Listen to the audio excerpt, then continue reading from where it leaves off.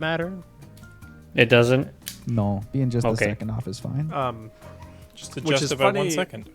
Which is funny considering the fact that, at least in my own life, the Apple product that I enjoy the most is the iPhone. Because I just think the interface and the way it operates is really easy and convenient. But I also Sorry. like the iPhone the most. Switch on the light and grab a Coke. I and had be to right find. Ooh, I'm gonna go get a drink. I was holding my spear like this, and I just unlocked a childhood memory, so I had to go find it. Your childhood memory. There's like 3 grown men animated in the snow-covered area, and they're like, "Ooh, we've been hunting since the sun was up. We must find our prize. Oh, look there! Look at the antlers on that one! Caribou!" And if you know what that's from, I have I no don't idea know what what that's it's from. no. I None. highly doubt it because I made an effort to not give any hints. Leo, are you having a stroke? Hoo, caribou. Excuse me. What? It's from I just Jimmy said what you Neutron. said. Jimmy Neutron. Yeah, Did you make me cuss an alien? Jimmy My, Neutron. It was the episode where Jimmy accidentally starts an ice age, and so Oh. like his neighbors and his dad go out hunting for caribou, and they mistake him for caribou. Aha. I was a teenager when Jimmy I Neutron would say came out.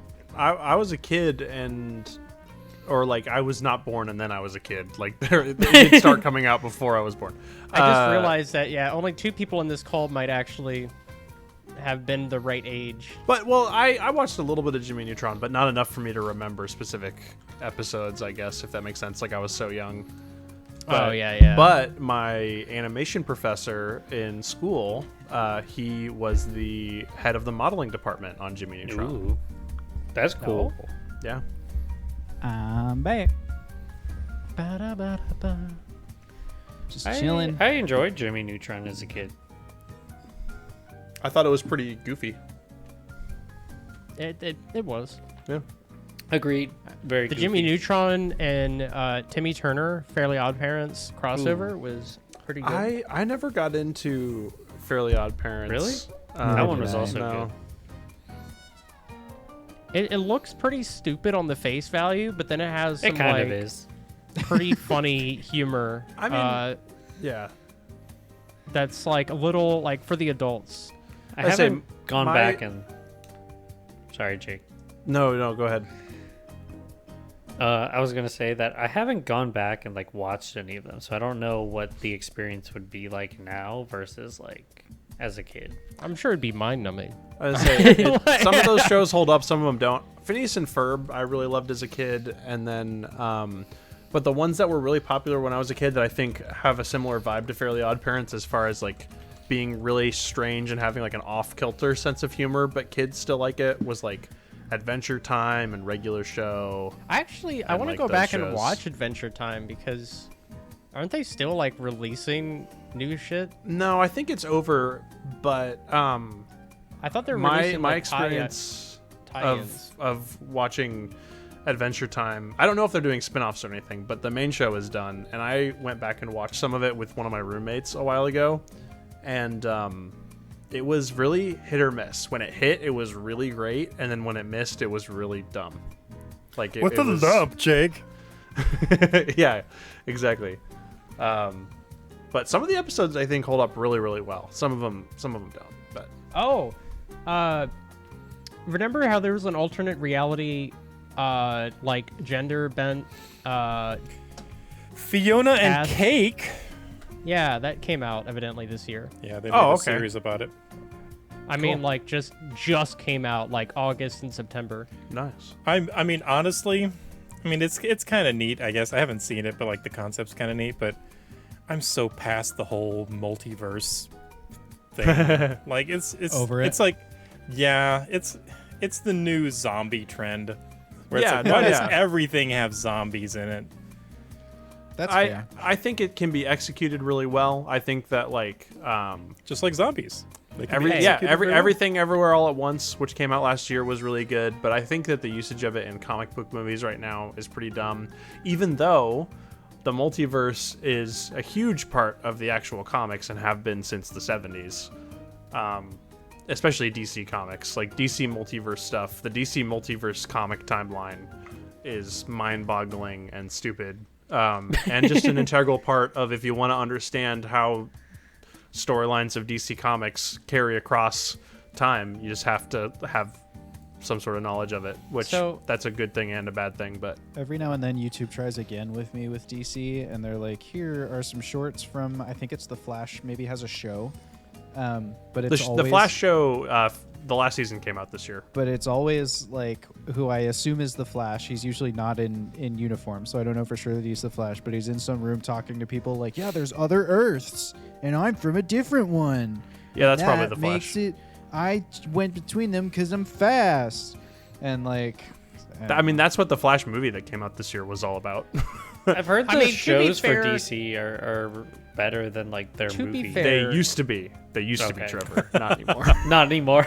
Their I don't animated follow is any always DC stuff. Their animated stuff's always been good from what I can Yes. see. Yeah, the animated stuff. I have a Batman 25 animated movie Blu-ray collection. Like, Okay. that's how much I enjoy the animated stuff. I will say this about Multiverse and Zombies, okay? If it's a zombie, I can't beat it to death, right? Because it's a zombie horse. All right, so Ha ha ha ha ha ha.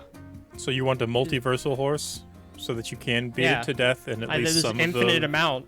Yeah, there's an infinite amount of them. I can't kill them all. Infinite horse beatings. Oh no, that's horrible. The beatings will continue until but morale That's improves. the title of tonight's stream. No context, just Oh, infinite no. horse beatings. We would get taken off for TOS. No probably. horses live. were- On that note, Yeah. No horses were harmed in the making of this stream. as are But- no horses. In my opinion, Remember, Trevor, no about horses. the DC shows. The DC shows, when they started on the CW, when they did their own universe of them, Yeah. it was like Arrow, The Flash, Legends of Tomorrow. Like they did all these different shows. The first several seasons, like I would say, the first at least 3 seasons of all of those shows were like pretty good. Okay. But then they just started getting into like you could tell Weird. budgets were cut, and it was like a combination of like trying to one up each season, but with less money each time. And like the writing on Arrow, I was huge into Arrow. Like the first 3 seasons of Arrow, I was all in. And then the writing just started going downhill, and like it eventually, the Flash, I think, being the last one in that universe that was still going, and there was 9 seasons, and the 9th one came out this year. I think it's kind of a merciful end for some of those shows, where it's like they started off and people were like, "Oh yeah, the DC shows are great," and then Gotcha. I stopped watching after.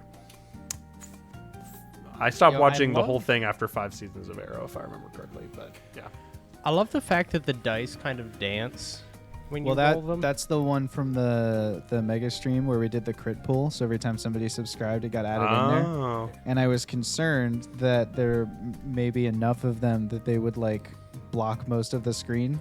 So I actually put a little physics thing in there that like made a force, and so it like yoinks them over to the force. But because they're bigger than the null point in space, they just like dance over top of it.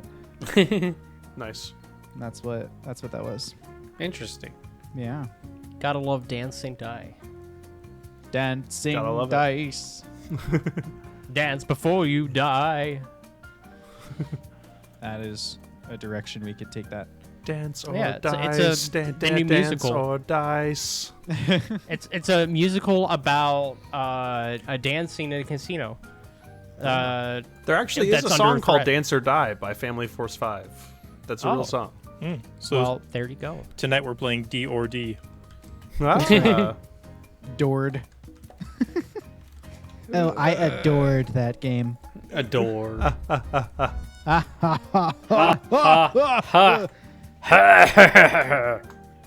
Man, I am struggling. I believe in you.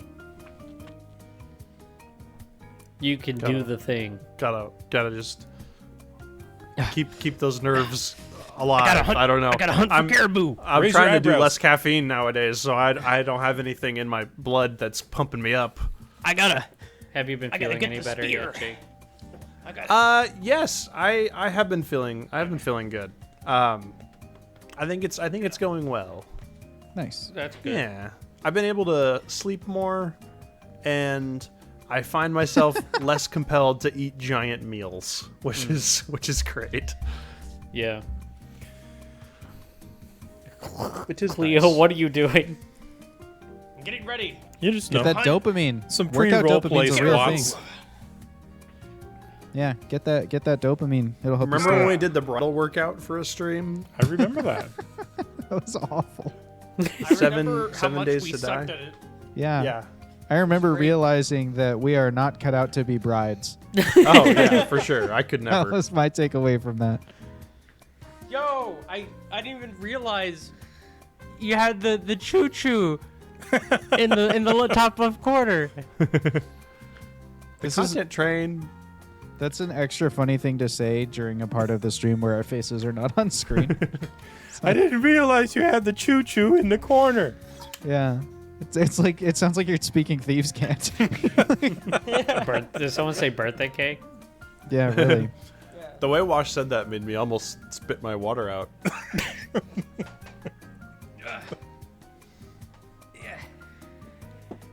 Yeah. Do you feel pumped? No, I feel I feel great. I feel awesome. Yeah. So, So do yes. I. Super awesome. I should probably get my dice ready because we're gonna play Probably. D&D.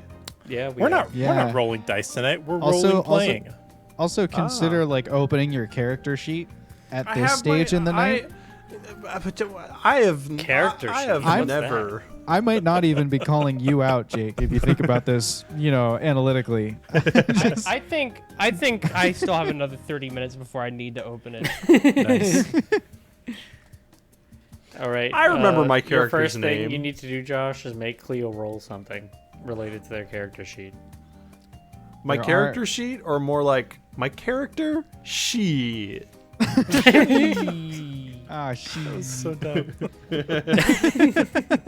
Watch, out of all the things we've said since we went live, that's the one that you're like, that's so it. dumb. That's it. Yep, that's it. It's the pun that broke Reached the camel's peak back. dumb. dumb. You going Super He's Saiyan? Because going if you are, Super you're going to be Saiyan. doing that for like the whole evening.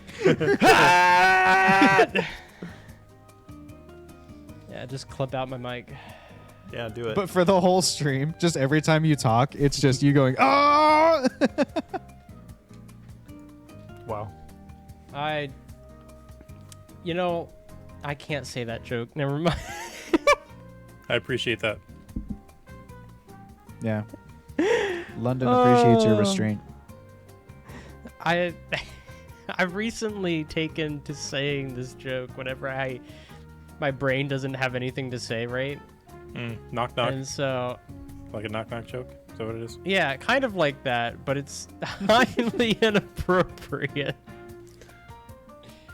So Well, it's we not are- something I can say on stream. I was say Kinda- we we are kinda on figured that Twitch, from- which actually has moderation that Yeah. works. We're not streaming on Kick, so we may as well censor ourselves a little bit.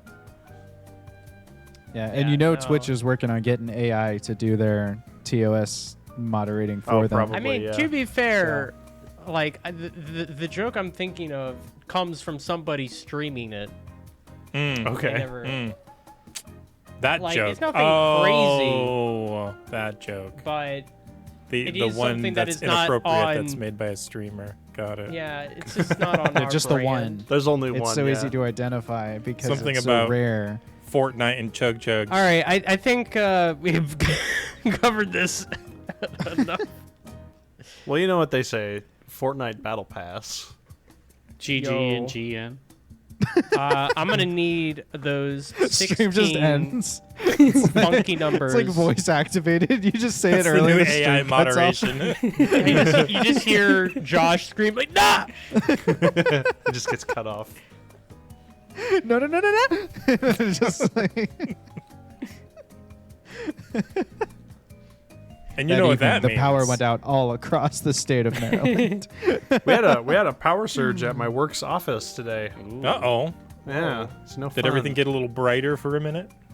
No, everything turned off for a couple seconds and then turned back on. Huh. Get to was it test the because of your resilience backup of all those generator? battery backups.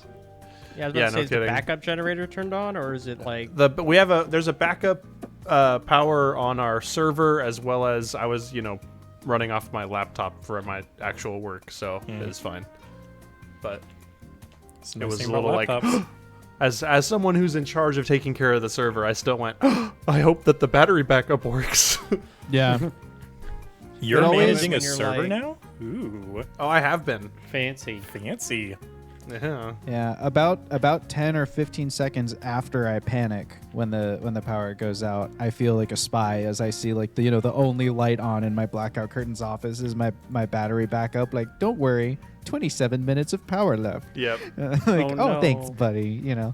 You look at it, it's like 27 minutes of power left. 25 minutes of... 19. So I took Never it with trust me a once. progress bar. I took it with me once as like a ghetto generator to do some video work in a field type thing. Like, it was like outside of a school, and I Yeah. needed to shoot on the football field. And for whatever reason, there wasn't power there. So I brought this little battery backup with me, and I had been using it on a motorized slider all night, which is a very low power draw. So it was still like 90% battery left. So at the end, I just threw a light in there because we needed to add one extra light. And then it said like 25 minutes, 24 minutes, and it just went down like one, every 3 or 4 seconds, it dropped another minute or two. It was crazy. Interesting. Chat says, I don't I think love it Crash knows- Day. We have bowling balls and we try to stand on them when things are down. That sounds dangerous. Let's go. Yeah. If OSHA, we fall off, it's not probably allowed in not my workers' office. comp, though. We don't allow OSHA here. Workers' comp? That's a myth. OSHA, more Yeah, like who needs NOSHA. That's right. Yeah, if you fell, it was not in the work parking lot. It was off property. The fell. And we know because when the ambulance came, we carried you off the property. That's Bowling ball that's is what Disney not- World does. Bowling Disney- ball is like, not yeah. work premises. So if you fall off a bowling ball, it was not on work premises. Oh There yeah, you no, go. Disney is crazy about that. They'll be like, oh, someone's dying, quick, remove them from the premises Yes. so nobody Yeah, dies in Disney. 100%. Exactly. Exactly. Nobody the can server was die down at and we were Disney. unsupervised, chat says. That happens. Oh, I've done that before. That's fun stuff. You've died outside of Disney property. Yeah, I got life Wow. flighting. They call it death flighting instead of life flighting. Oh. I like it. I'm now I like to both a take a zombie holiday and a in death. multiverse. Oh, a multiversal zombie. That's like Doctor Strange. Yeah, in the movie Doctor Strange and the Multiverse of Madness. And the multiverse I of thought you were gonna zombies. be the multiverse of zombies. Dr. Zombie in the Multiverse of Strange. Yes. Yeah. Dr. Zombie know is what? my favorite character. Coming You soon know to what Disney else is minus. pretty strange though? What? That we're about to play D&D. Look at that Whoa. segue. No that way. was brilliant. Give me that content train. Let's go. Choo-choo. Content train for Cleo. All aboard. Hi, Willa. Yes, Yo, that's Will in the let's chat. go. And hello, anybody else. Oh, are they asking really about the Disney thing? Yes, that is a real fact. Oh, I think Disney she is may my have new thought that it explicative. was your work, but it was actually Disney. So we begin tonight's D&D adventure at the meeting after the meeting. If you recall, the last time we were together, the room there where it was a meeting taking place on the main deck of the Cug boat, the SS Happy Orc, where you were talking about some of the things that need to get done around the ship and whatnot. And there's some like weird bugs and little stowaway creatures, and so Mockery's going to take a crew of younglings to go and try and take care of that problem. And you need to find and train some pilots, and we don't really have a good solution for that. We've got Fox, who's scared of heights, and Radford, who's demonstrated that he's not really very trustworthy at it. So we haven't really solved that one yet. Outland's got to optimize the thrusters to try and make the fuel you have on board last you enough time to get you to Geim. Depending on Outland's work, you'll either get there in 7 days or 30, so no pressure, but like pressure. And that's that's all. That stuff's all been established. That meeting's over now. Now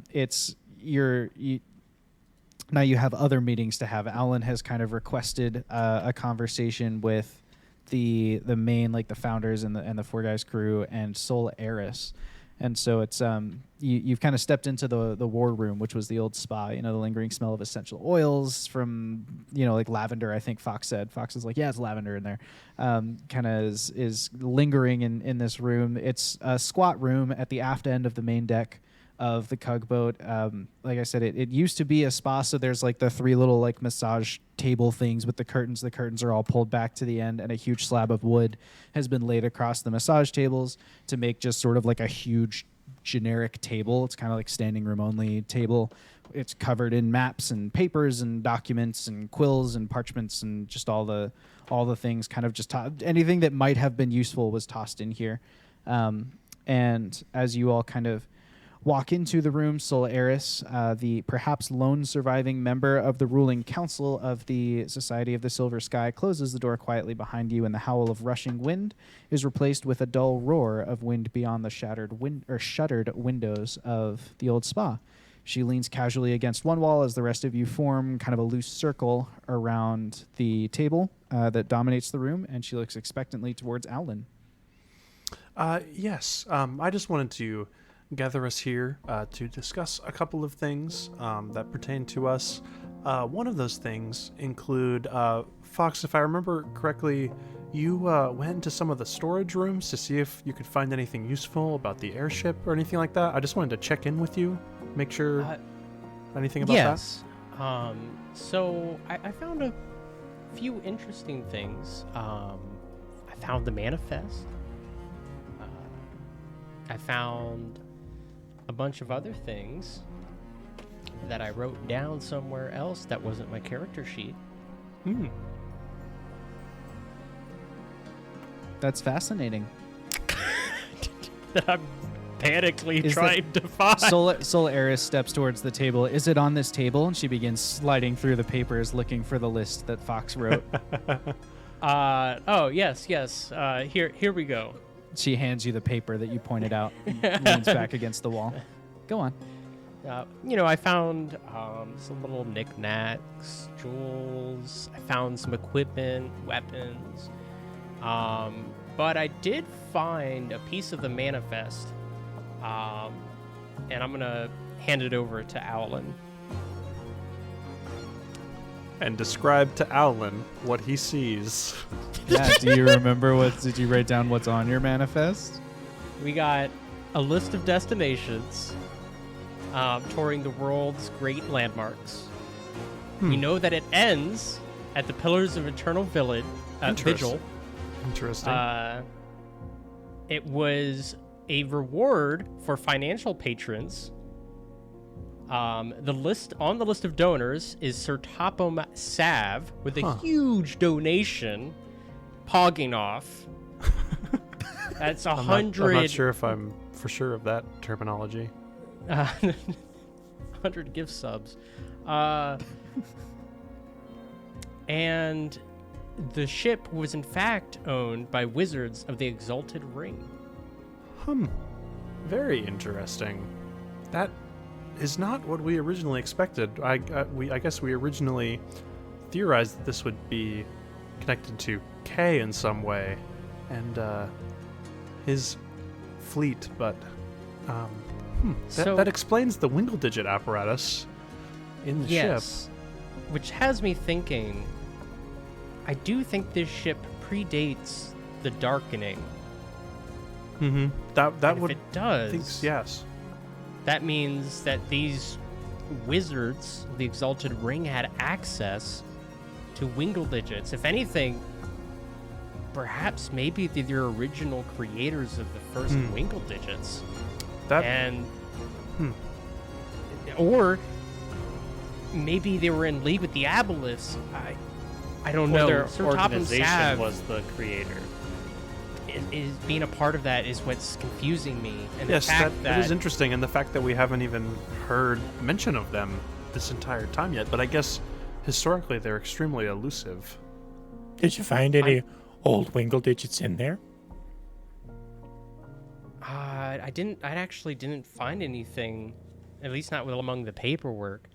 I could go back and check to see if I can find Wingle Digits, but I didn't see any. You were confident that there was probably more to find. Like, there was plenty more rubble and stuff to go through in the storage room. Yeah, Or, I or I only- guess piles of, stuff. Managed to dig through like a couple of paper piles and a couple of crates. So I'm Well, that There's may be a always good, more. a good long-term task is to keep searching through that. Yes, I'll have to think on that more. That's a bit worrying that there could be another powerful order of people in league with the Aboleths. However, it's not surprising. The odds always have been stacked against us. But the other thing I wanted to discuss as well with Sol Eris is, just wanted to check in and make sure that the refugees are feeling taken care of. I know that the accommodations here are less than ideal, and we're trying to get them to safety as soon as we can. And that is what I will be doing later, is working on the thrusters to make sure that we do. But yes, I just wanted to make sure, is there any accommodations we can make? Is there any questions that they seem to have? You seem very well connected with your people, so I just wanted to ask. I would not consider morale to be positive, given the events of the past few days. I think that's understandable. They've watched many of their companions and guildmates they've known their entire lives to be left behind in the evacuation. And I am confident that while there is a lot of grumbling, it is because they are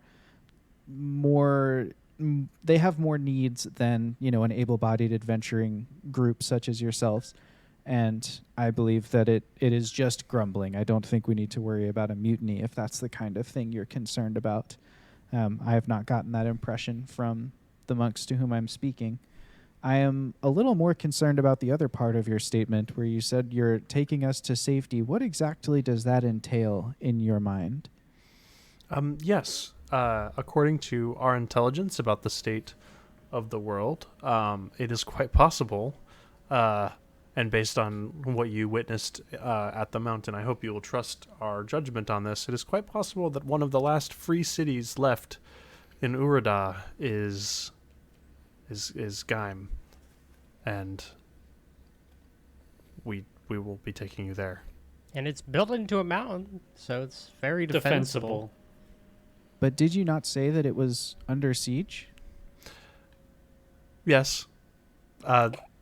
If you would prefer us to drop you off in a small village outside of Gaim that is not under siege, that is fine. I am confident in the defenses of Gaim, and I am confident in their ability to weather this storm, and I am confident in our ability to stop this war.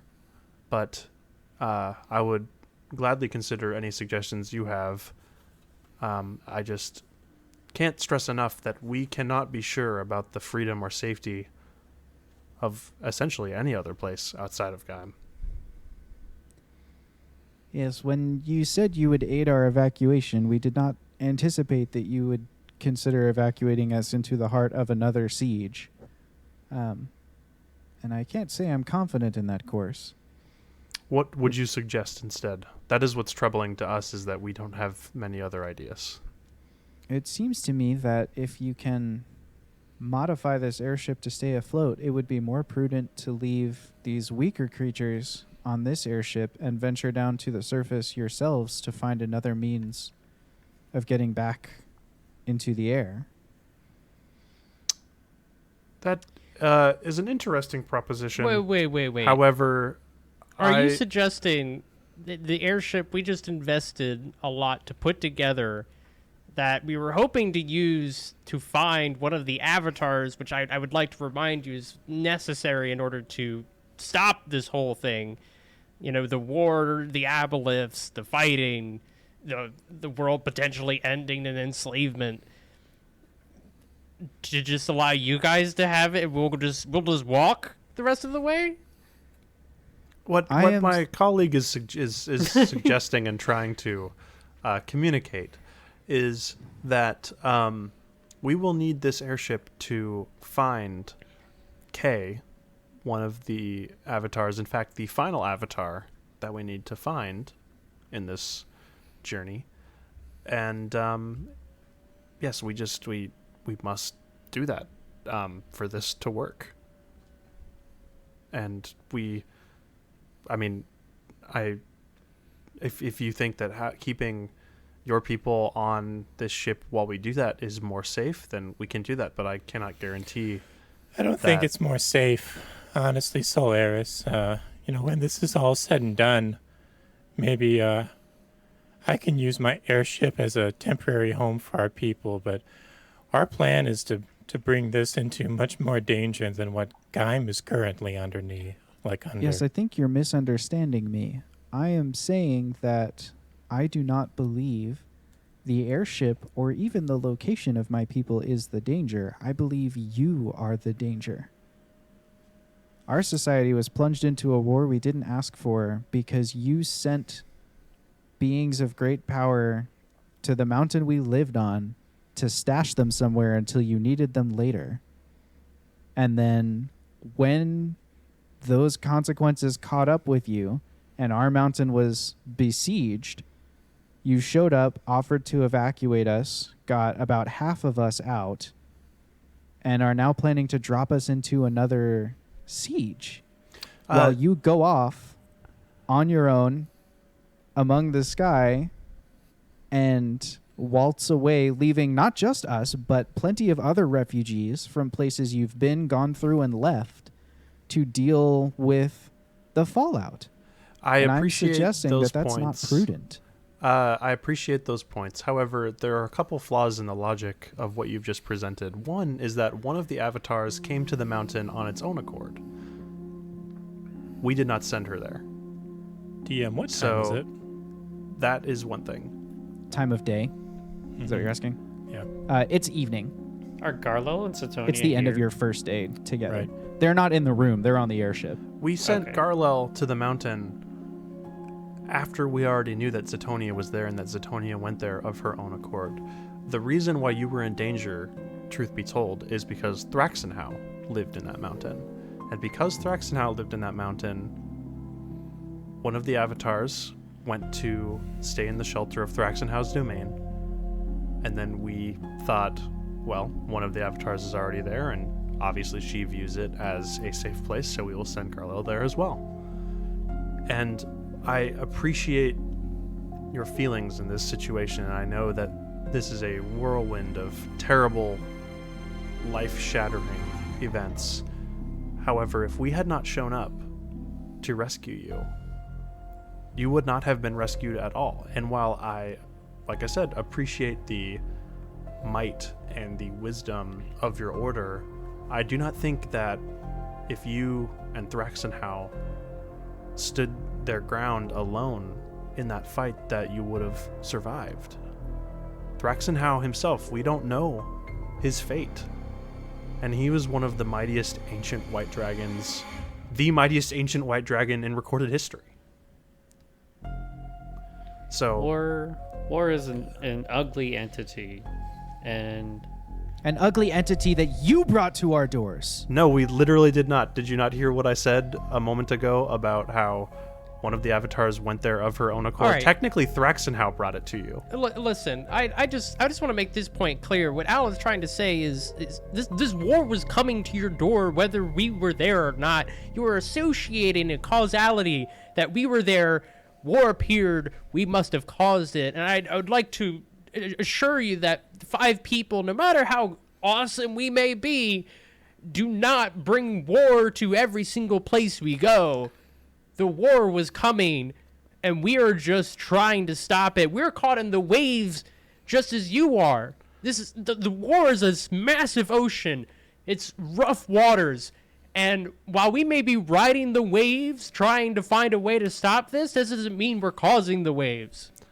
What Fox is saying is that blaming us for this war is not prudent. Solaris. They're burning all the religious sites, all of the temples, everything. Doesn't matter what deity. We saw the fires on the way home. They would have made it to our mountain anyway. They would have burned it anyway. It's just a matter of time.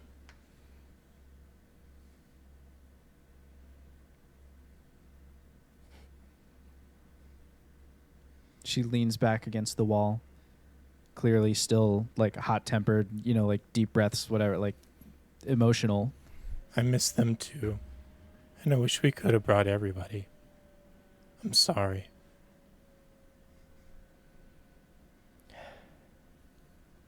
I'm sorry that when I came back, all I brought was trouble.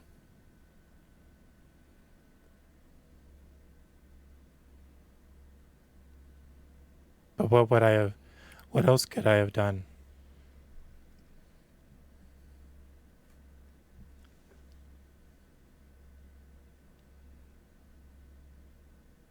What difference would it make now?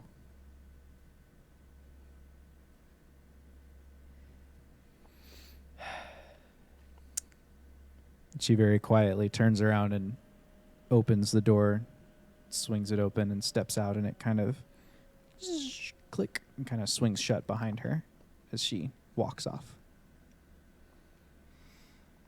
Well, although I went into So- that conversation with the intention of diffusing a mutiny, because my intelligence and logic was, or I felt insulted, that I apologize because I think I may have made one more likely. It's not your fault, Helen. Tension is high. This is very, very tough on all of us, really. And So, I think we can come out of this with an understanding that my morale might be a slight issue. I think that is possible, which is makes me want to complete this journey as fast as possible. I'm also going to be honest. Gut instinct tells me we need Solaris to we need to be on their good side, because I think also we're the only They can- ones she can yell at right now. There's she can't yell at the Abolish for starting the war. She can't. that's expected. I'm just saying we need to make sure that by the end of this, she at least understands, because she holds influence. I think, Whether she means to or not, people are going to look to her to view what to do. And if they see anger and resentment, I think maybe if she had a conversation with Satoni and Garlo about the state of everything. It sounds like they've been pretty disconnected from everything that's going on until we showed up. This is true, and we've been, giving them space so that they can rest, as this has all been, this whole experience, a lot. Especially considering they worship Kotix, that's a pretty good idea. Yes. I guess, says the disembodied voice. I don't know why. There's no one left for me to be in the scene. I just God? was really impressed by that thought of having them talk to the avatars. That's a great way to do it. Anyway, go ahead. Sorry. Yes, I think that But that would be beneficial. our story hasn't really been told around the world, or at least I don't know what's being said about what we're doing, but clearly that Sunset House is very disconnected from world affairs, and so I think You know them what? getting a dose of what's been going on will bring things into perspective about what we're doing. how about tonight we just try to raise spirits a little bit? I don't know how we are in rations, but maybe we can afford to have a small little feast, or maybe some desserts everyone can have. I can play some music, and we can just try to get people to forget about, for maybe just 30 seconds, the trouble we're in and how it's not going away. Just maybe just for a night. We do need to find people to crew the ship, though. We can do that tomorrow. All right. Well, it sounds like we're done. I'm gonna go back to the helm. Sounds good. Bruiser will saunter back towards the cockpit. Okay. As Bruiser walks out, I keep trying to pull it back in and I can't. Fox was like, we should like break out some desserts, and Wash and I like made virtual eye contact. Like if only Fox had left any desserts in the rations he ate, there might be some desserts on the airship. And Fox is like, yeah, desserts are what'll solve our problems. I always have a dessert when I feel bad about it. Oh, man. Okay. Well, as Bruiser heads back to the helm, you know what that means. It means it's story time at the Wing Badger Tavern, and we'll be right back, maybe with some desserts. Sinir, Gonteus, Kotex, Owara. Long ago, the four ancients created a world in harmony. Then, everything changed when the chat emped magic. Only Kelnor, master of good vibes, could stop them, but when the world needed him most, he vanished. 2 years have passed, and 4 adventurers have discovered a conspiracy, a company selling magic.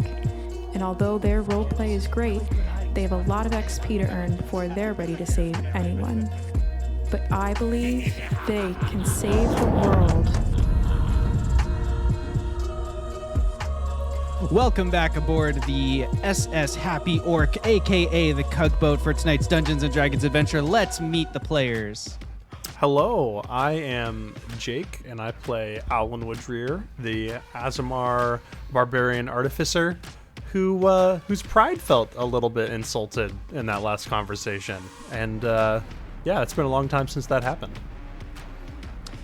Hello, I'm Fox. Whoa! And I'm a rogue changeling bard, and I'm here to really excited to be here, and I'm gonna raise some spirits. It's gonna be a not a sad time. Hello, I am Trevor. I play Bruiser or Ferdinand, but most people don't call him that. He is the Winged Badger Inquisitive Rogue of the group, and he is piloting the SS Cugboat. And I'm Wash. Apparently we're doing WWE entries, so woo! Here we go, playing some D&D tonight. I'm Radford, the white dragonborn monk, flying the airships, doing lots of stuff, fighting with all my might against depression and mutiny. Woo! And I'm Josh, your Wing Badger Game Master. Without further ado, let's get back into tonight's Dungeons and Dragons adventure with a little bit of a time skip here.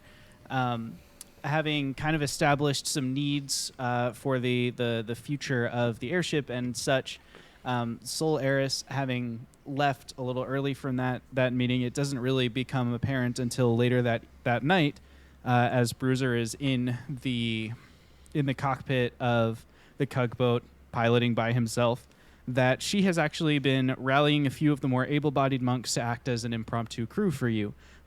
In specific, it's the younglings. Most of the elderly are, they're in some way starting to lose some of their senses. That's why they were put aboard, is because they were too infirm to fight or defend the guild. And so they either have bad eyesight or they're not as coordinated as they ought to be. But a lot of the kids are eager to step up to the challenge. And as such, while none of them are exceptional, the learned monks are used to study and discipline, and they take to the Cugboat adequately enough for your short-term needs. And so over the past labor. Not quite child labor, more like mutual survival. Over the past 2 days, Owlin has trained another engineer to give B Street a break from time to time, a fidgety young elf named Gallus. Fox has cleverly passed on his constant roguish paranoia to 2 young human sisters, Nikki and Lana, who have made a game out of being lookouts and trying to spot things further away than each other. Radford has trained a sweet, round-faced dwarf girl named Doris to support the mountain in the ship's kitchen. And Bruiser has trained 2 young pilots, a spunky teenage girl named Ada and a pot-bellied, well-tempered gnome named Elfie Dockett. So far, the cloud cover beneath the Cugboat has been thick enough with the kind of darker weather to obscure the ground. But with the glow of the late morning sun cutting across the sea of clouds, the Cugboat gently glides eastward, and we have had a report from Nikki or Lana, one of them, they can't seem to give credit to the other for seeing it first, that there is a break in the clouds ahead, and finally the weather may be clearing, and soon we'll get a glimpse of the ground. Your expectation is that you are probably somewhere approaching the sea that connects to Aspesh here. In fact, I'll throw the map up really quick so we can take a look. So this like kind of isolated blue sea in the middle of the map here, we're east of Stonefield, east of that little inlet, and now we're kind of getting ready to cross over that oceany area there. And you can see in purple, there's a little triangle of purple pillars there. Those are the pillars of Eternal Vigil. And then far to the east is Gaim. That's like kind of over central Uridas. So that's where we're headed. So it's been 2 days. We've made it maybe 2/5 of the journey. Or it's been 3 days total. We've made it about 2/5 of the journey. But unless Alan can get those thrusters optimized, we'll run out of fuel somewhere around day 4. Speaking of Alan, make a dexterity save with advantage. Gonna hit your thumb with the hammer. Good thing there's advantage. Aha, 16. 16.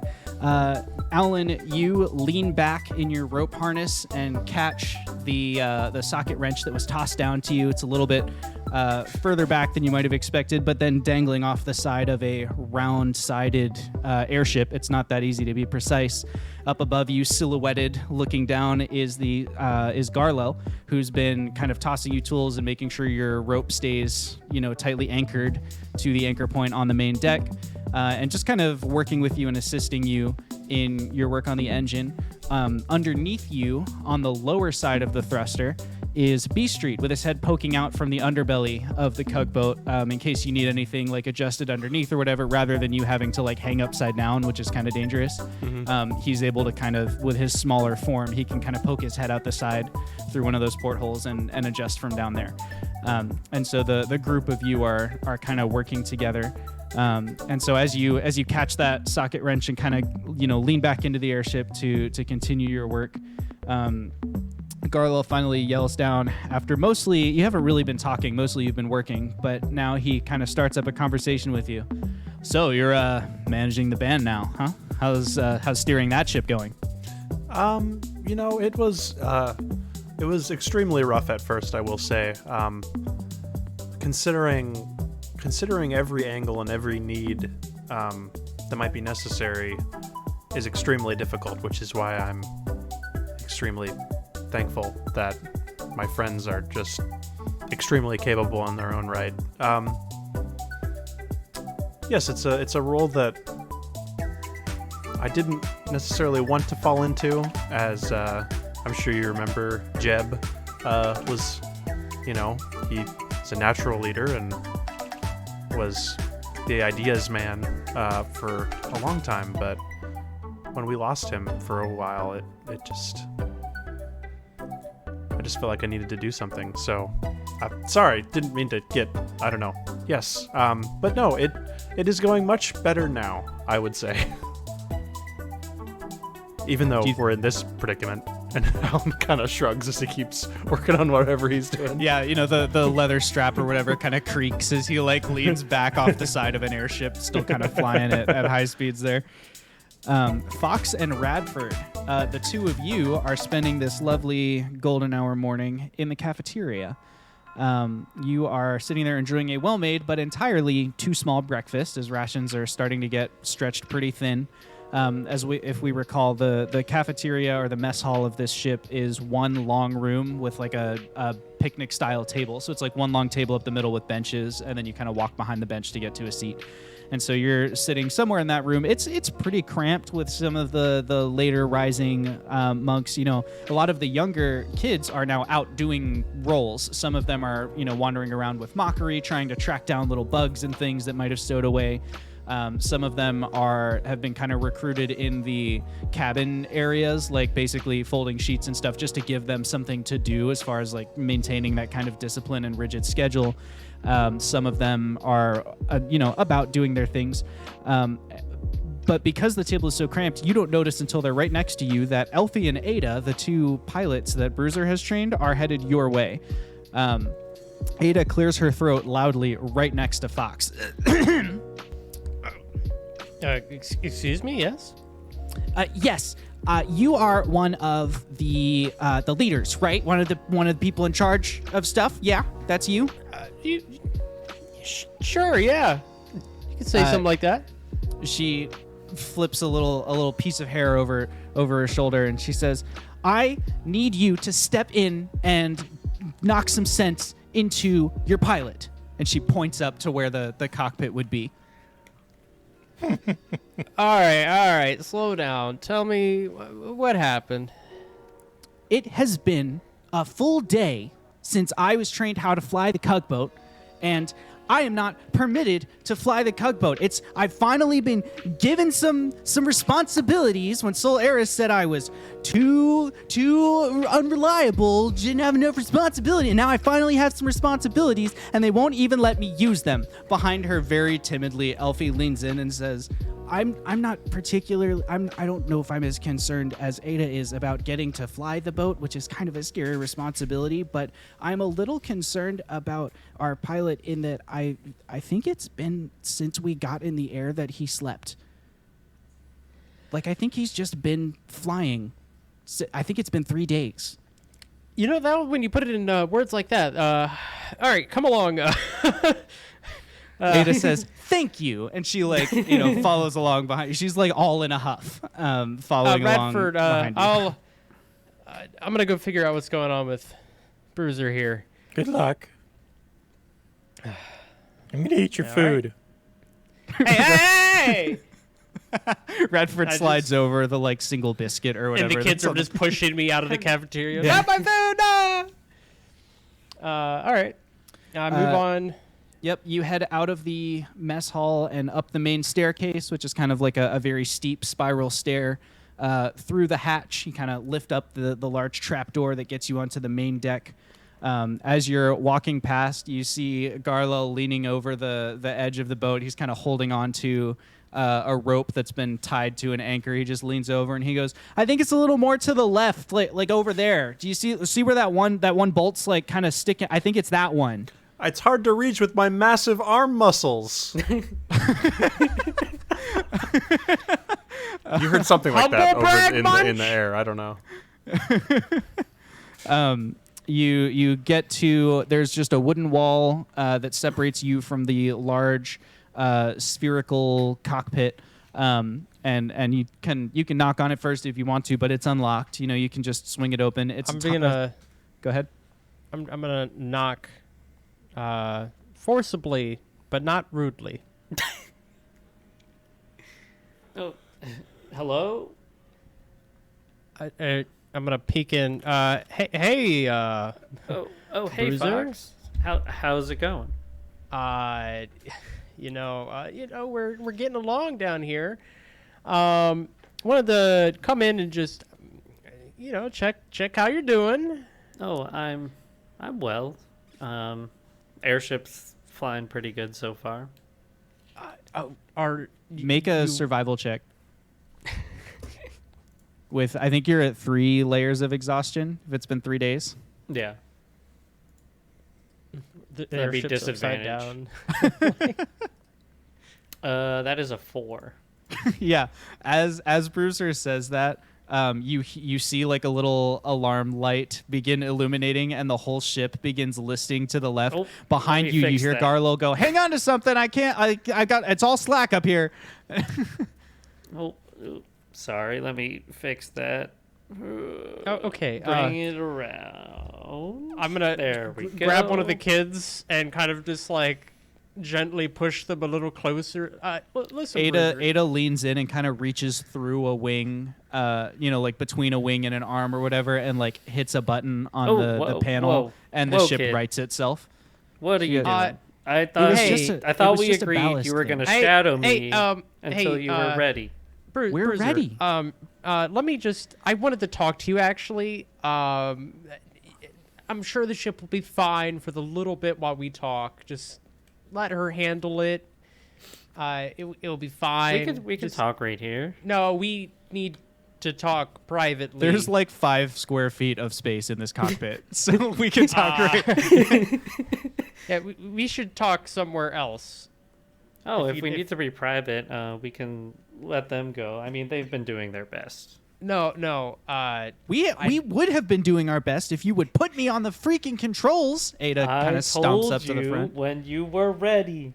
I'm gonna just slowly put an arm on your shoulder here and just be like, no, I insist. In fact, we have a couple people down below who want to talk to you. They're not gonna fit up here, so we need to head down. I haven't talked to anyone other than us. Yeah, that's the problem. So let's head downstairs and fix that problem. Why is that a problem? Because I'm gonna tell you downstairs why it's a problem. You're acting weird, Fox. Elfie kind of like leans around Fox a little bit. He doesn't go into the cockpit. He's not trying to be confrontational, but he says, I think that maybe he's trying to very politely get you to leave because your piloting is endangering us. But my piloting is not endangering us. I've kept us afloat this whole time. My man, you haven't slept in 3 days, and the distraction of me knocking on the door almost threw us all overside. We're fine. Also, technically, the ship floats on its own because the wood is buoyant. Splitting hairs here. All right, fine. Bruiser. You two take over, but if something happens, I'm coming right back here.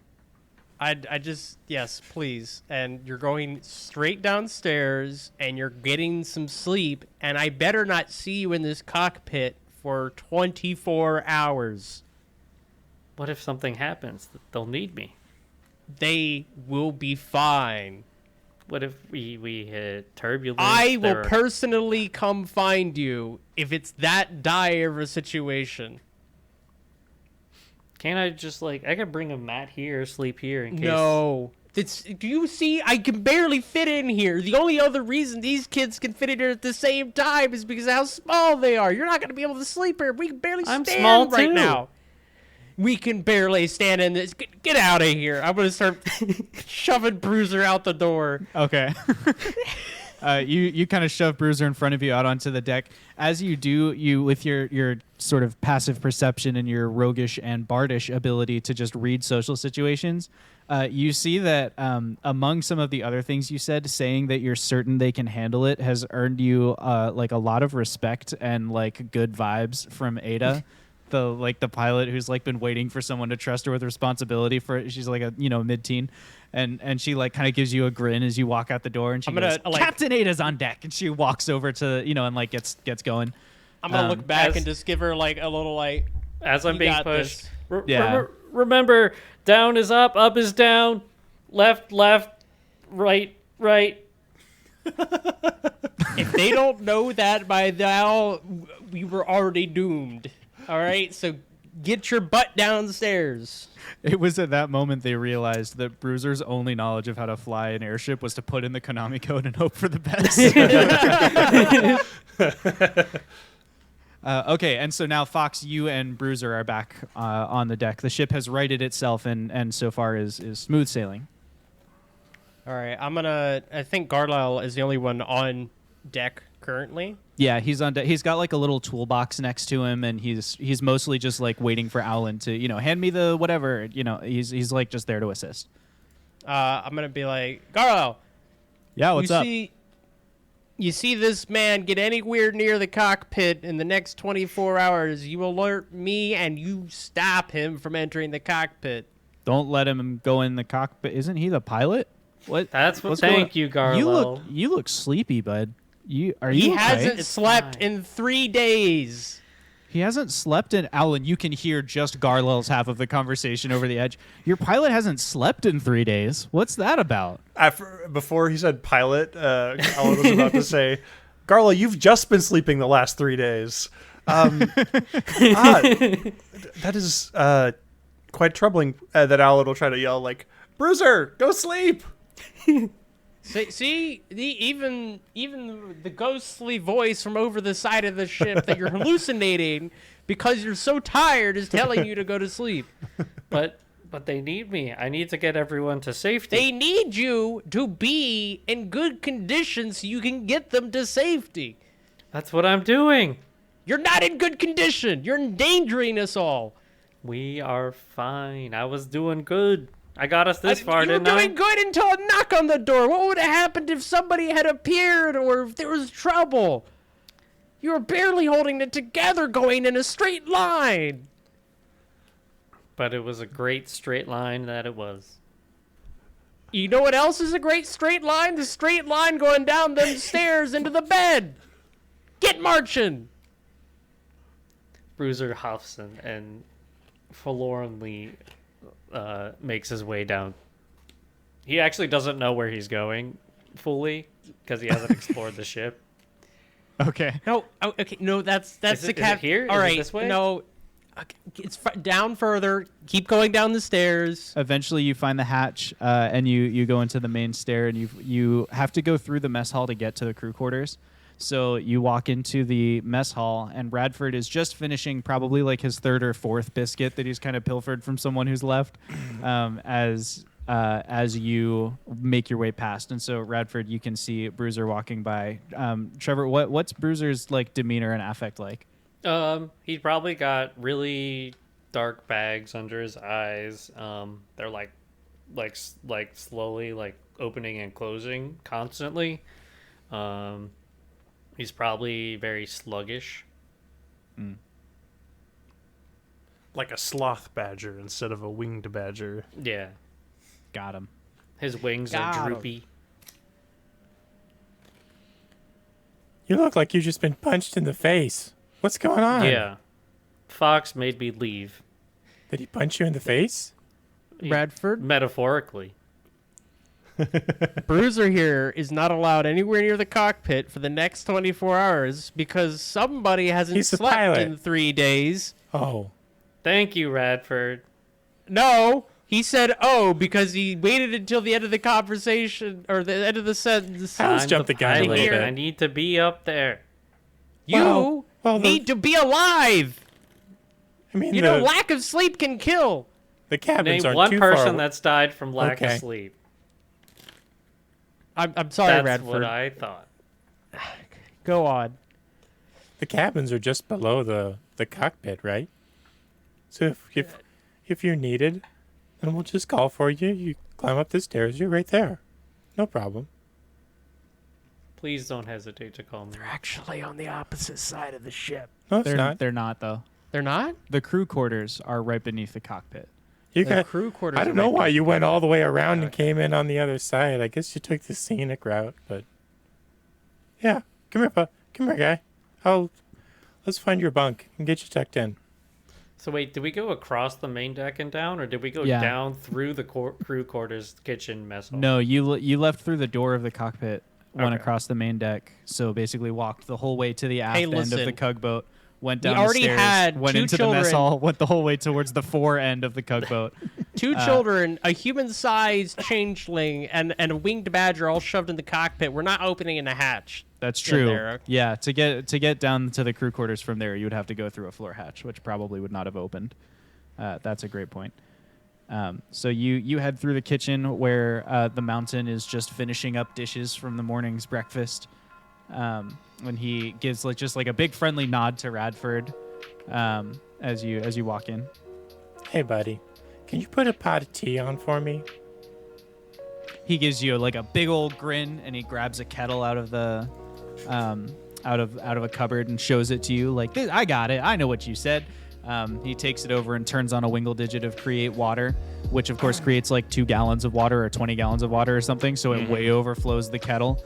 But the rest of it just falls into a sink. And then he puts the kettle on and it begins I boiling. got some stuff here, and I pull some special tea leaves out. Go ahead and brew up some of this for me. I'll be back in a minute. Come on, He Bruiser. gives you a let's big get thumbs tucked up. And you head out the other side of the kitchen and into the crew quarters. This area near the aft end of the ship is calling it roomy is not the way. It's like a 20 by 30 foot room. It's bunks, enough to sleep 6 people.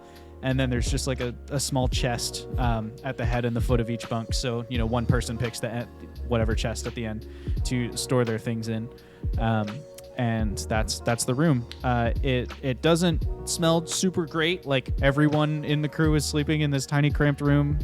It's dark. It's lit probably by like a couple candles that are just lit in there. Wood floors, but there are some beds.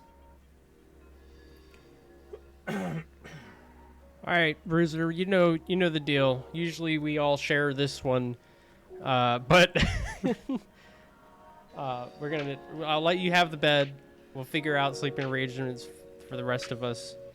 You are to sleep until you're well rested, and that is a minimum of 8 hours. And you know what?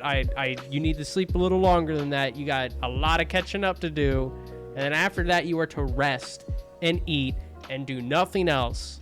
All right? I've had food brought up to me. Yes, I know, but you've been working that entire time, and I need you to rest. It's because that's right. all we have to do. No, rest is important. We got Piloting a few takes days focus. before we get there, and you don't want to be like this if something goes down. Yeah, you want Well, I to be need to be up there if something goes down.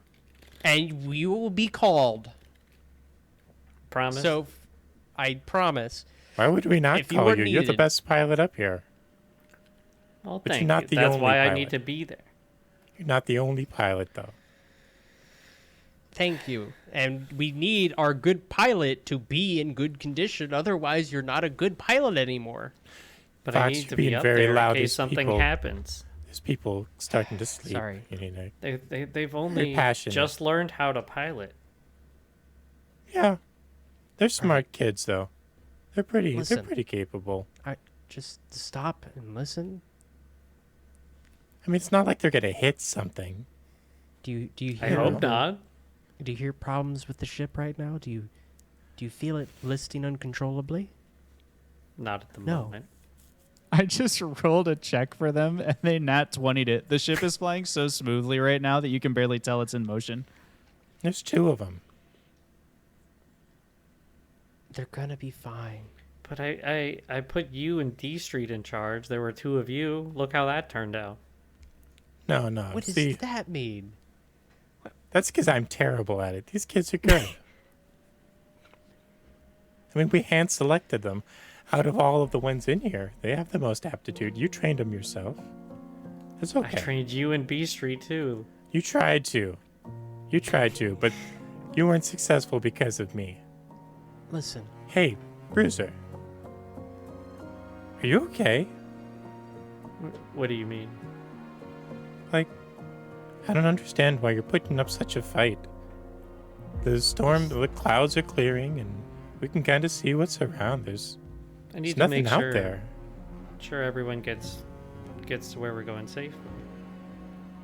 Yeah. you said that. We all are trying to do that.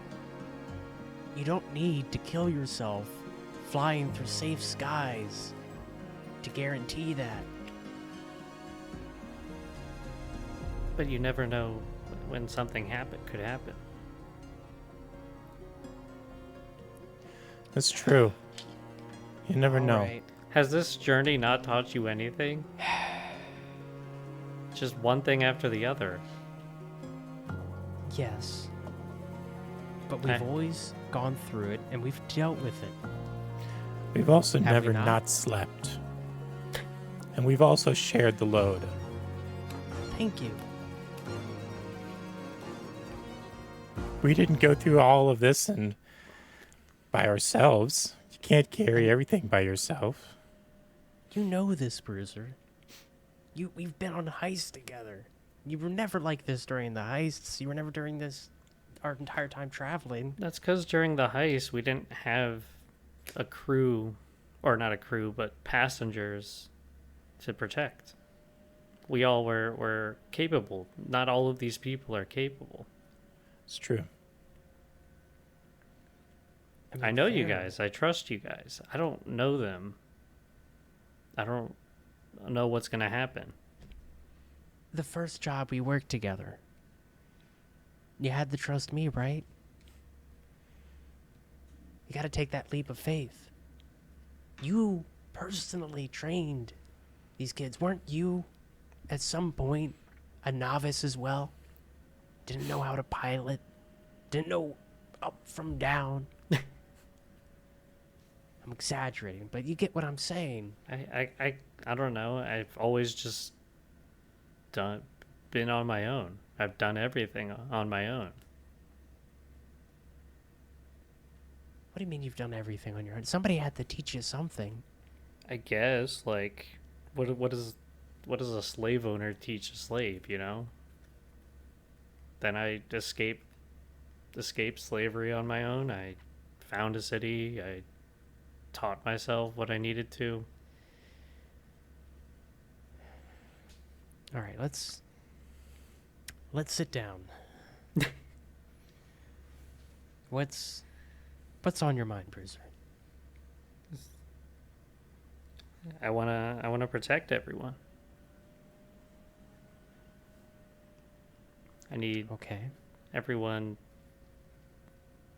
I need everyone to stay safe. I don't want anyone to resent us for what we're doing. I don't want to be looked down upon. We're trying so hard to help these people, and I don't know, it just, like, we took them from their home, you know? It's bringing up old things, you know, me being taken from my home, my family being left behind. I don't even know if they're still alive. I don't know who's still around. Okay. Listen. First, be reassured. You're not a slaver. We're not slavers. We didn't steal yes. these people. No, I know that, but I did. they left. There might be. I'm just kidding. Brutus. They left. Chill. They left their own some of their people behind too, and so we have to keep them alive to make sure that they get to live on and maybe restart their community somewhere nice. And we're gonna do that. We're doing a great job so far, and for us to continue doing that great job, we need you to be in the best condition you can be. Hey, And Bruiser. that's What's your plan? Well, we were going to Gaim. I don't know if that's still the plan. Still the plan. As of No. right now, still the plan. Okay. What's your plan, though, for piloting? You're a smart guy. You got this worked out, I figured. Yeah, we're gonna just hopefully sail smoothly to Gaim from here, and It's like 2 weeks away, right?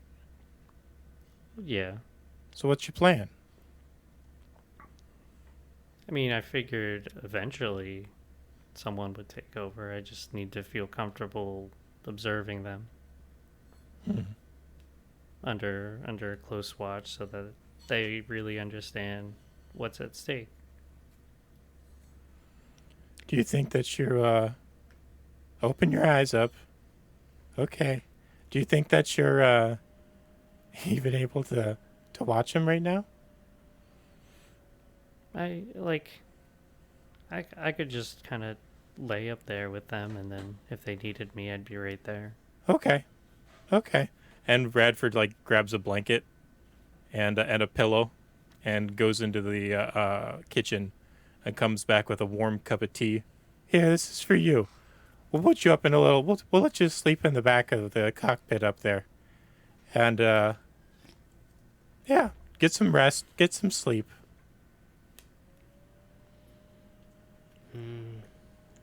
But you're not flying. Remember, you're just keeping an eye on them. They'll Fine. probably feel better with you there, and if you feel better with them there, it's fine. Bruiser will grab a pillow and take the blanket from Radford and the cup of tea and are these corridors enough for him to flap his wings in to fly up? Not Probably if you turn not. sideways. It's pretty. Yeah, it's pretty narrow. I don't know that he would be able to fly through the ship. Also, I don't know if he has the physical strength to fly through the ship at this That's fair. stage. Make he- a. Go ahead. Oh, sorry. I was gonna say he like walks over to the ladder, looks down at like his hands being full, looks out. Could one of you help me? Of course. I whisper over to Radford. I just want you to know that I think would be better if he slept in a bed. Sure. And I'm unhappy with this compromise. But at the same time, at least he's going to sleep, so I will not disagree openly about it. Okay. Appreciate you. We'll talk later. I grab a blanket. Make off a of, Bruiser. Make a Bruiser. Constitution save. DC 10. Okay.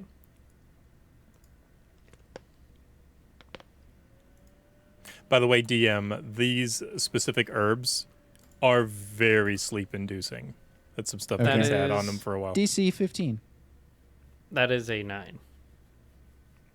Bruiser, like, it basically falls asleep on his feet at the door, like at the base of the ladder, waiting for someone to come help him. I got you, bud. Whoa. I got you. And I'm going to wrap him up in the blanket. Here, take his tea. He can still smell it. Keep it nearby. And, well, we haven't gone up, and I'm not carrying him up these steps. Let's put him in bed. Okay. I'm good with this. And so as you tuck Bruiser in, Owlin, make an artificer tools check as you're like hanging off the side of a ship by a rope harness, trying to modify the thrusters in such a way that while you modify one, the imbalance between it and the other thruster doesn't send the ship into a spin. Yay. 24. Normal things. 24. It's going great. There's a lot of pauses where you're like, okay, B Street, I need you to go and change this thing and this other thing in engineering so that the thrusters feel the same, like so we can pilot the ship properly. But at least it's going. It's honestly, it's not even that tense. It's more of like kind of a fun. You're just out there enjoying the view. You're kind of chilling on the side of the airship there. And so, and you can see clouds spread out all directions away from you. You're just kind of quietly working. Take us into, what's it like for Owlin in this experience? Take us into his mind. Yeah. What's he thinking about? Maybe his mind's wandering. Maybe he's tunnel focused. What's going on? Well, Owlin enjoys talking to Garlel because Garlel, has a similar personality or mind to Owlin, but Garlel is a lot more laid back. And Owlin, as a kid, and even now, always viewed Garlel as just like he's cool. And so, and also at this point in our journey, Owlin is probably the most confident in himself he's ever been. So catching up with Garlel has just been really nice. So that part of it has been good. But in between those times, as Owlin is suspended from the airship and there's this beautiful view around him while he's just like, focusing on these intricate things that he needs to modify and that he's trying to make sure run as efficiently as possible. And as he knows how they work because, Bruiser told him how they work because this was one of Bruiser's main things that Bruiser worked on when they were repairing the ship. He's in this, like, when he's not speaking to Garlel, there's kind of these pauses in their conversation. And when that happens and he's concentrated on the work, it's just very peaceful. He feels kind of like, man, if I could do this all the time, like if this was my thing, I would be content. And so he kind of comes to a realization as he's working on the thruster in one of those peaceful moments where there's these wisps of clouds kind of going by, that he's like thinking about what he wants to do after this is all done. Like after, let's say maybe we defeat the aboleths and the world isn't enslaved. And he hasn't thought about like what that would look like, really. So he's just thinking about, repairing this and optimizing it and messing with it and, trying to find the best way for it to work, and he's just like really content and thinking about, man, if I could do this for the rest of my days, I would love that. So he's just really enjoying the process. What's he been talking to Garlil about? You know, like, I mean, obviously some of it is just like, can you pass me that wrench or whatever? Yeah, but like, yeah. you know what, you know. He's been kind of telling Garlil the story of what's been happening since we last saw him. Like, there's been so much that's so happened. He's always eaten the dessert rations? Like, that's been since you started traveling with him? And He's always for, been doing that? For a while, it was, you know, when we didn't quite know each other, it was a bit worrying because all of us would go, why are the desserts gone? And it was a bit strange when, you know, it was like, okay, well, someone must be eating them. But eventually it was Fox who cracked and admitted that it was him. So that was quite a story. And so it was quite ironic when he suggested that we eat some desserts last night. Yeah, that's pretty great. But yes, no, it's just been a whirlwind, and I don't really know. Was it very well? No, I must assume actually that it was not necessarily eventful. Being in Thraxenhau's domain, as events are Thraxenhau's least favorite thing. Yeah, mostly it was about trying to make it not feel very eventful. The big guy was not super jazzed about having us join him. I mean, there was this weird kind of like begrudging friendship between Thraxenhau and Setonia. I think at some point Kotix or maybe Setonia I think someone must have helped him kind of build his lair on that mountain, because like honestly it's really deep and complicated. It's not just that surface room that your friends went into, and I just don't know that he has like the intellectual thought processes to really develop. So he seems much more like a take the cave you find and maybe make it a little bigger kind of dragon. And I've known a lot of dragons, I'll tell you. Yes. But he doesn't strike me as the architect type of dragon. And yet, you know, he's so I think there's probably some of that. Maybe that was how Setonia, you know, pacified him and got him to let her stay there. Fair. For however long she'd been there. But yeah, a lot of our time there was spent trying not to disturb him. I was able to convince him to let me stay by promising to help guard his hoard, which, as you can imagine, at the top of that mountain was just me standing in the room where his hoard was.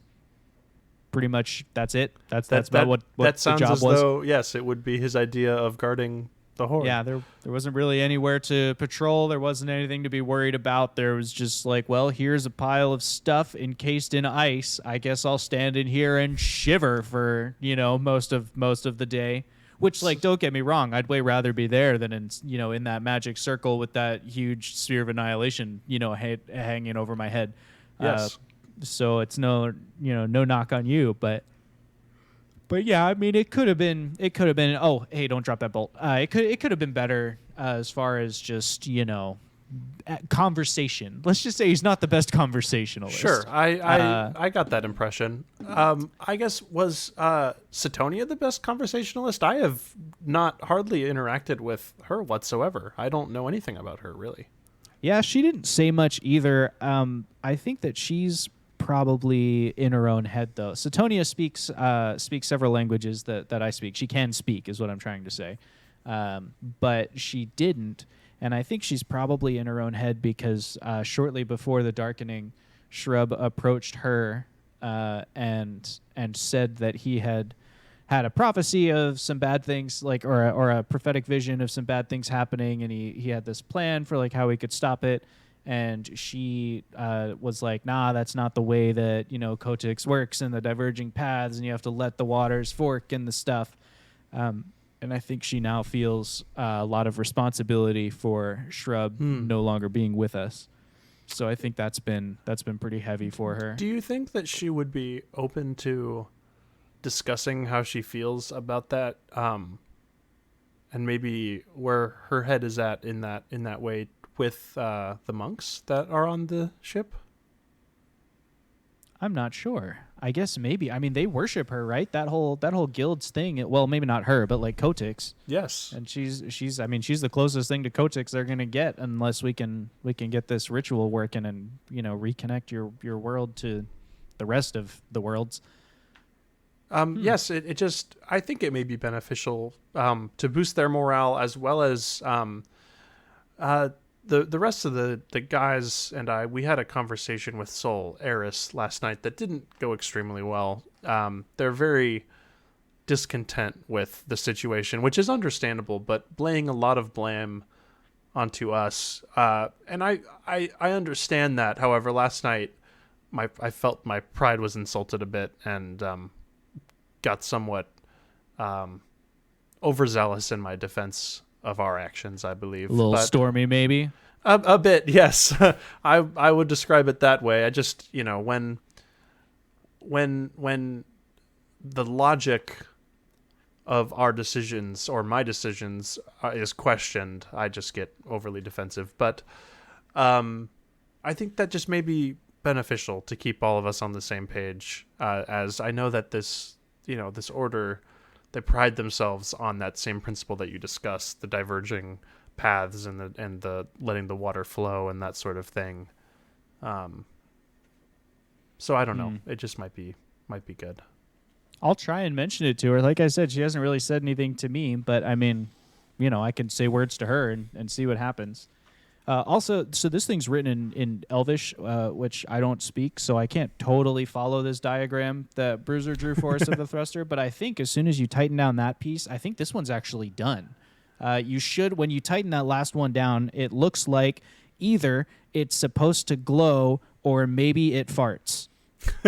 I will assume it's the glow, but and then Alan will reach a hand up and try to touch the Elvish with his hand, so that the comprehend languages from the rod will just tell him what it is. It's supposed to glow. It's supposed to glow like a bright red. Yes, it will glow. And Alan goes back down to tighten the last piece. And as you tighten that last bolt down and it seats as far in as it needs to, the heat begins to kind of conduct through it, and it almost welds into place. And you can feel the thruster stops shuddering, basically. You've done whatever the optimizing was on this side of the airship, and so there's just the one to go on the other side. And Garla looks down and goes, Did it work? Yes, it appears to be operating at full capacity. I think we're ready for the other side. Well done. Come up here. You're not going to want to miss this. And as he kind of helps you, he probably pulls on your rope or whatever, gives you a hand getting back up there.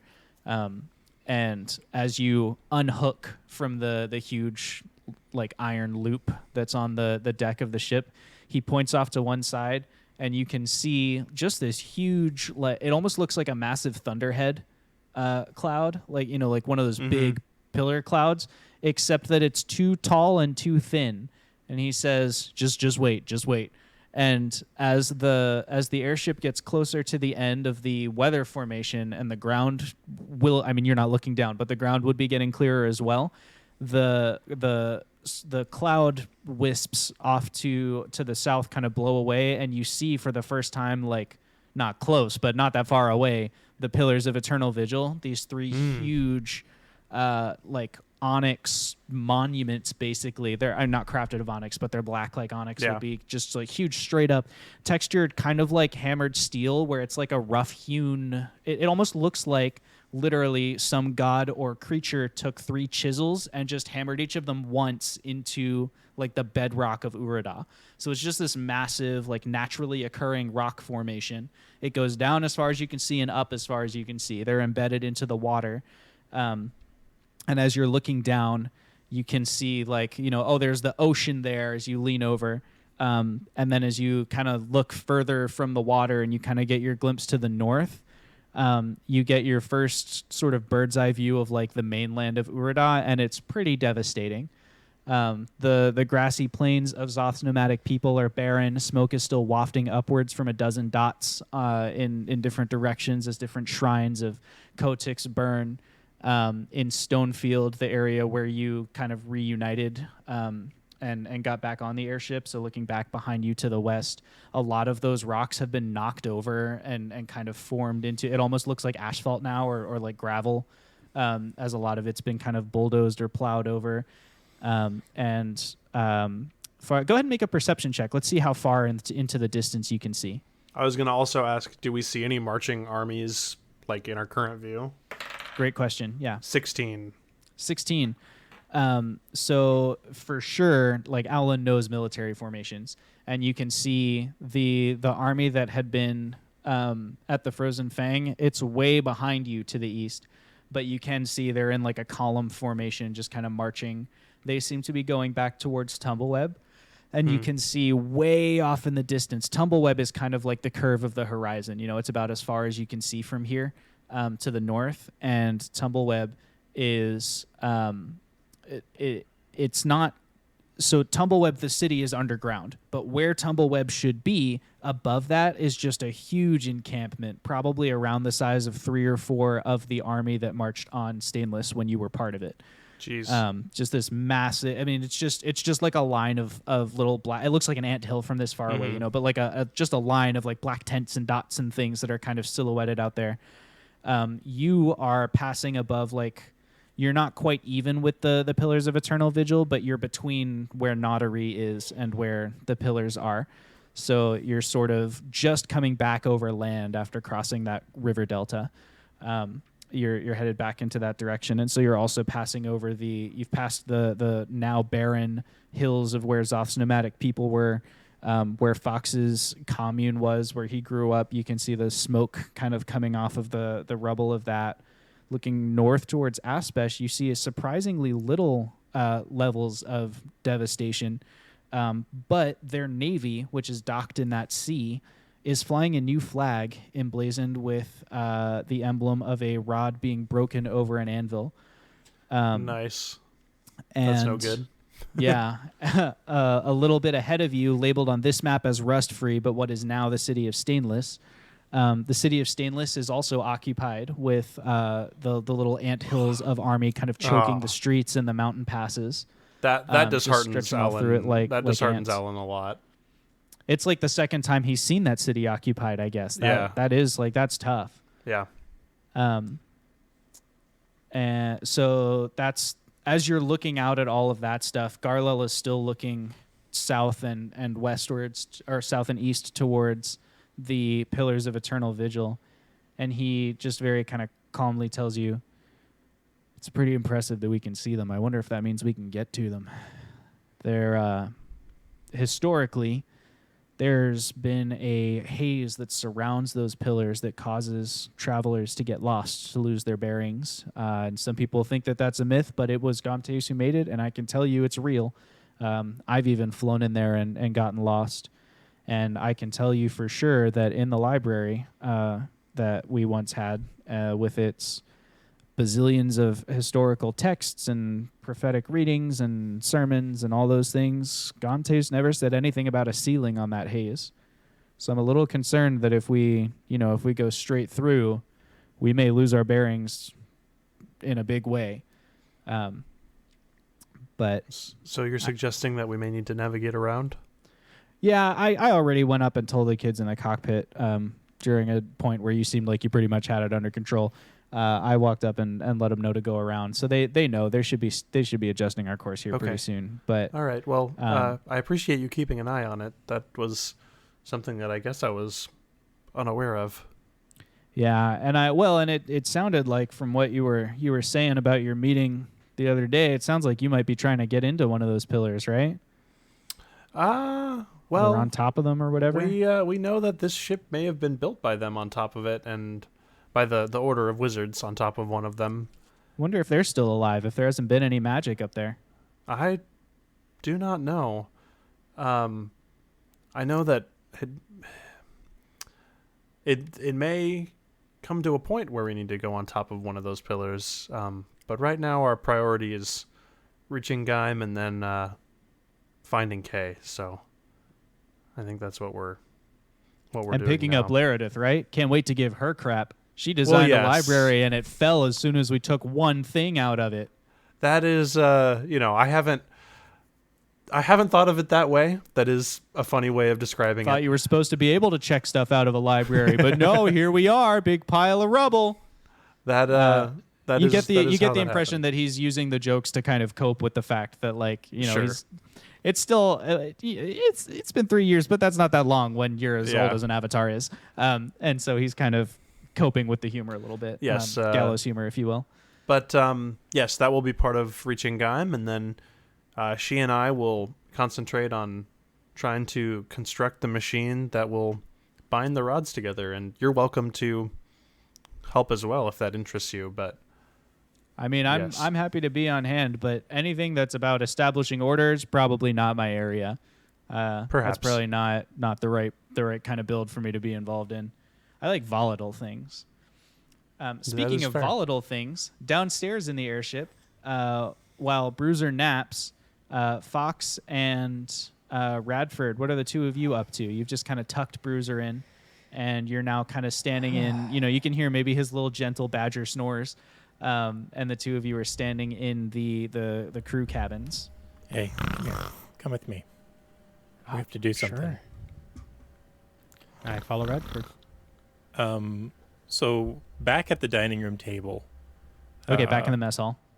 Well, I'm saying back when we were at the dining room table, Okay. and when Radford grabbed the rest of Fox's dinner, and appeared to be scarfing down food, what he was secretly doing was what he's been doing for the past 3 days, and that is pocketing it, and handing it out to the kids to give them like an extra ration. Aw. And he says, tells Fox what he's been doing. And those kids really look up to you. You're, you know, I'm old. I know a lot and I'm a bit of a figure, but they think you're really cool. And Nah, they just think you know. no, they do. They do. I'm not asking you. I'm telling you. This is my observation. They think you're cool. And I'd like you to give this out, if you don't mind. Oh, Yeah, just make my rounds for the night. There's a couple kids who, yeah, they need a little bit more, sure. and I'll I'll walk around with you, but if you don't I'll if start you with, don't have objections to it, Yeah, no. I'll start with the cockpit, and we'll work our way down there from there. and As I you figure as they you head deserve through the reward. mess hall towards the cockpit, when you get onto the main stairs, you can see in the airlock. So the main stairs, basically, you can spiral up towards the hatch that takes you onto the main deck, or there's actually another airlock where you can go straight, and there's a balcony that just protrudes off the back of the airship, of the tugboat, and that little airlock hatch has 3 kids in it who are dressed in, it almost looks like they've got normal monk clothes on, like their normal robes. But then over top of it, they've just torn some random strips of fabric from bed sheets and like tried to tie them like, oh, I've got cool little bracers on my arms and stuff. And they're standing there with Mockery, who's got a cigar kind of sticking out of her mouth, and she's instructing them on the different ways to use a very, very small dagger. She's clearly taken daggers and like found a way to sort of cut them down to half size, you know, like so the blades are still, there's still a safe edge and a sharp edge, but she's just found a way to kind of make it smaller so that it's more kid-sized and they can handle them. And she's showing them how to use them to like wedge into the space between the wood and kind of like suss out like if there's any little bugs or whatever in there, they'll skitter out. And so one kid is in charge of like, I'm gonna wake all the bugs up, and then they jump backwards and the other 2 kids jump in and try and like, I'm gonna get them. And so Mockery is just giving them little pointers. You watch as they dispatch like tiny little cockroaches and stuff. But Mockery notices you watching, and she goes, every now and then they get something bigger. And she opens up the pocket of, like the big pockets in her sleeves or whatever of her monk robes. And you can see that there's another one of those little beetle things that jumped on Bruiser, and it's been just like impaled through. And she goes, that's their work. And she's just kind of like having a grand old time, like teaching these little kids how to be edgy monks. All right. Well, I've got rewards Listen for up, kids. the monster killers. First mate's on deck. They immediately turn around and snap to attention. Oh, wow. Redford walks up and down the line. Mm-hmm. Good form. Good form. You've been providing a very valuable service to the ship.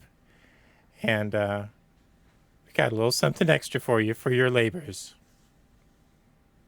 First mate? And I've got some treats. They all Well, like, yay! You know, like all composure breaks, and they're all excited to eat food. Mockery Right looks here on for approvingly you. as you, hand out little you. biscuits or whatever to them. They all sit down. They're like, they look like sailors who are busy all day unloading and loading boats, where they're sitting down, legs crossed, leaning back against the side of the thing, trying to be like all edgy and like, oh yeah, I've been doing sailing stuff. But it's like a single biscuit, so they're like sitting there Yeah. eating the little biscuit you hand out or whatever and kind of talking to each other about how cool they are. Wow, you guys are getting pretty good at this. Just remind me to watch my back, eh? We won't. That's the spirit.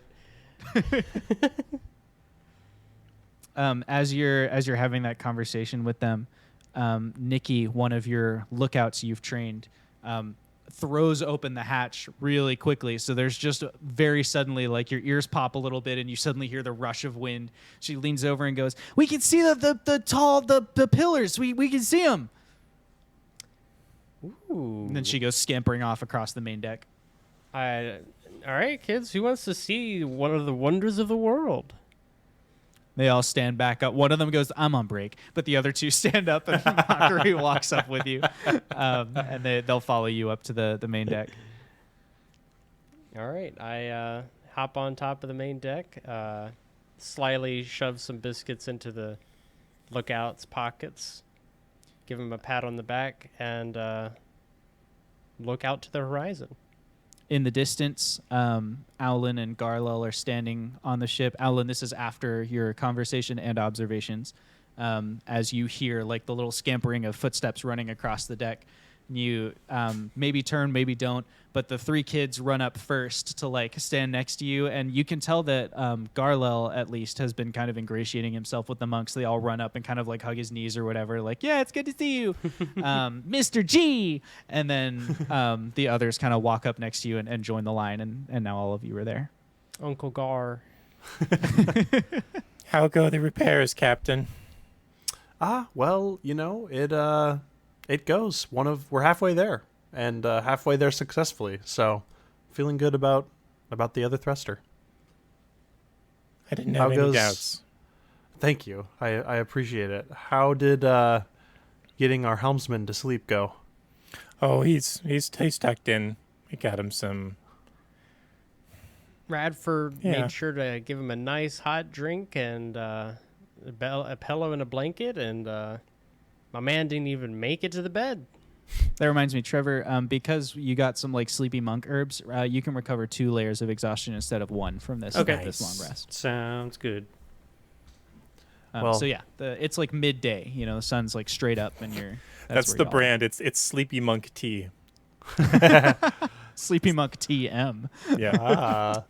Got him. Well, I greatly appreciate you guys being able to speak to him about that. I hadn't even realized that he had been awake that long. I think just he had been so diligent in communicating with me, and we had just been talking through stuff that I didn't even realize that he hadn't even gone to sleep yet. I'm gonna be honest. I could have sworn somebody had replaced him at some point. I mean, That was the intention. He was the one so adamant about finding, extra crew people, but either way, I just greatly appreciate it. yeah. I think the idea of having, so many people on board as I pat the kids' heads, I think that really just kind of pushed them to Sure. try a lot harder. And So many Maybe. crew, you mean? One of them says, like correcting it. We're not just people. We're the crew. sorry, my apologies. Agreed. I've never been on such a well-staffed vessel. But Hey, Cap. Yes. Can you take a look at this? It looks kind of interesting, and I've had, I was going through my scrolls and stuff the other day, and that's stuff that Fox found, and I want to pull out the big book / manual that we found that we were unable to read. I think it's written in Common, but I know you can. So I can't read it, but I know you can read all sorts of stuff. Do you know what's in this? Alan will let Radford believe that the reason he can read Common is because of comprehend languages, not because he speaks Common. Right, not because it is a common language. Yeah. Yes, I can definitely take a look, and Alan will open it up. What is the manual? That's what I was just going to check. Did I tell you which manual you found? There was, it just says a book / manual, but you can't read the cover. Because it's written in Common.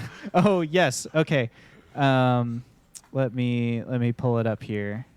And there's also the spell book with the cover ripped off, which we'd like to look at as well. Yes. Alan, what is your highest level spell slot? Oh, only level 1. Alan is only a level 4 artificer, so. You feel. Hang on. I need to do some rolling. Uh-oh. Sorry. Take it all back. We don't even know how Alan It was feels written yet. in uncommon. Let's see. 6, 12, 13, 15, 22. You feel 22 hit points of psychic damage get siphoned away from your mind and into the Rod of Intelligence as it protects you from the enchantments that guard this book being read by someone who does not meet the proper requirements. And as it does this, you get both the understanding that it's not something it will always do, like it can only absorb so many traps like this. So this is not like a protection the rod will always get you. But by being attuned to it, it sort of fades into words for you just long enough for you to read that it is called the Manual of Clay Golems. And then as the cover fades back into runes, it's not common, it's just runes that are like arcanely protecting it.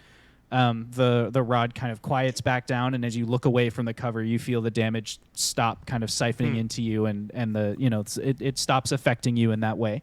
But you get the idea that had you not been attuned to the Rod of Intelligence when you read that, it would have gone very poorly for you. Well, it seems as though this is a very high-level book of magic, and it seems to have runes that are protecting it. I think the Rod of Intelligence just kept a sort of protection or trap from springing on me by opening it or trying Darla to read leans it. down, intrigued. Can I take a look?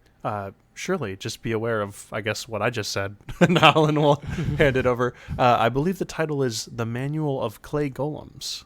Radford is very proud that his inability to read Common has saved him from this danger. Saved him from a danger. Garla picks it up and says, "Fascinating. I didn't know any of these survived. I thought I had them all. I had a bit of a collection." This is a guide for a spellcaster of sufficient power to create clay golems, which is an expensive and lengthy process.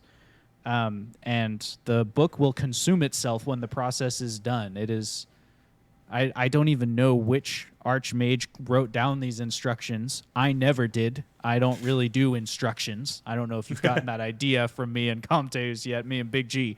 But we prefer to just kind of let things happen where they happen, and when mages figure stuff out, we think that's cool. So this is probably from the Jean Church, but that is what it is. If you're okay with it, I think I would love to hang on to this and make sure nobody else accidentally tries to read it and suffers great damage. I'll give it back if you've got somebody who can use it, but you would need somebody who is, a spellcaster who's reached the 5th echelon in their power. I believe our friend Jeb could take a look at it and utilize the it mole at some point. Yes, the dirt folk. Yes, but as he is currently, shepherding the frozen dragons tier, I think that If that will you be a think about later it, time. Alan, it makes sense. Jeb, the dirt folk, learning how to make people out of clay. Yes, that that actually is quite that poetic. tracks. Garlo just kind of tucks it into like a satchel or a bag or whatever that he keeps with him. And he's like, I promise I'm not taking it from you. I'll give it back.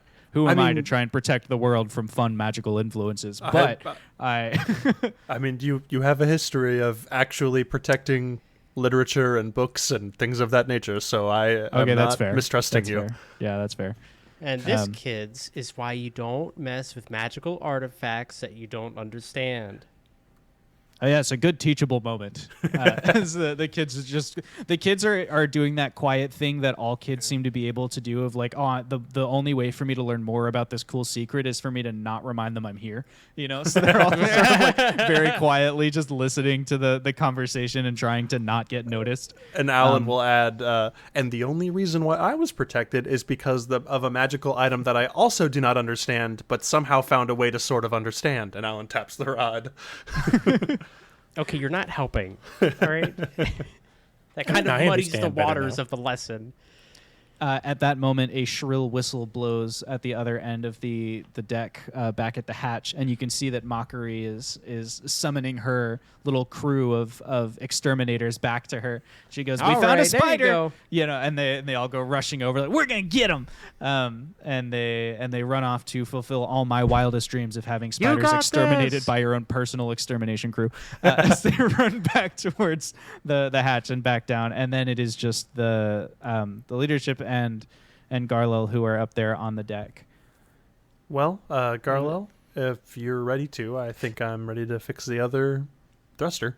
Let's get to it. Let's get you hitched in. And he heads Uh, over to the the anchor point to tie the knot for you. Do you guys need anything or while I'm up here?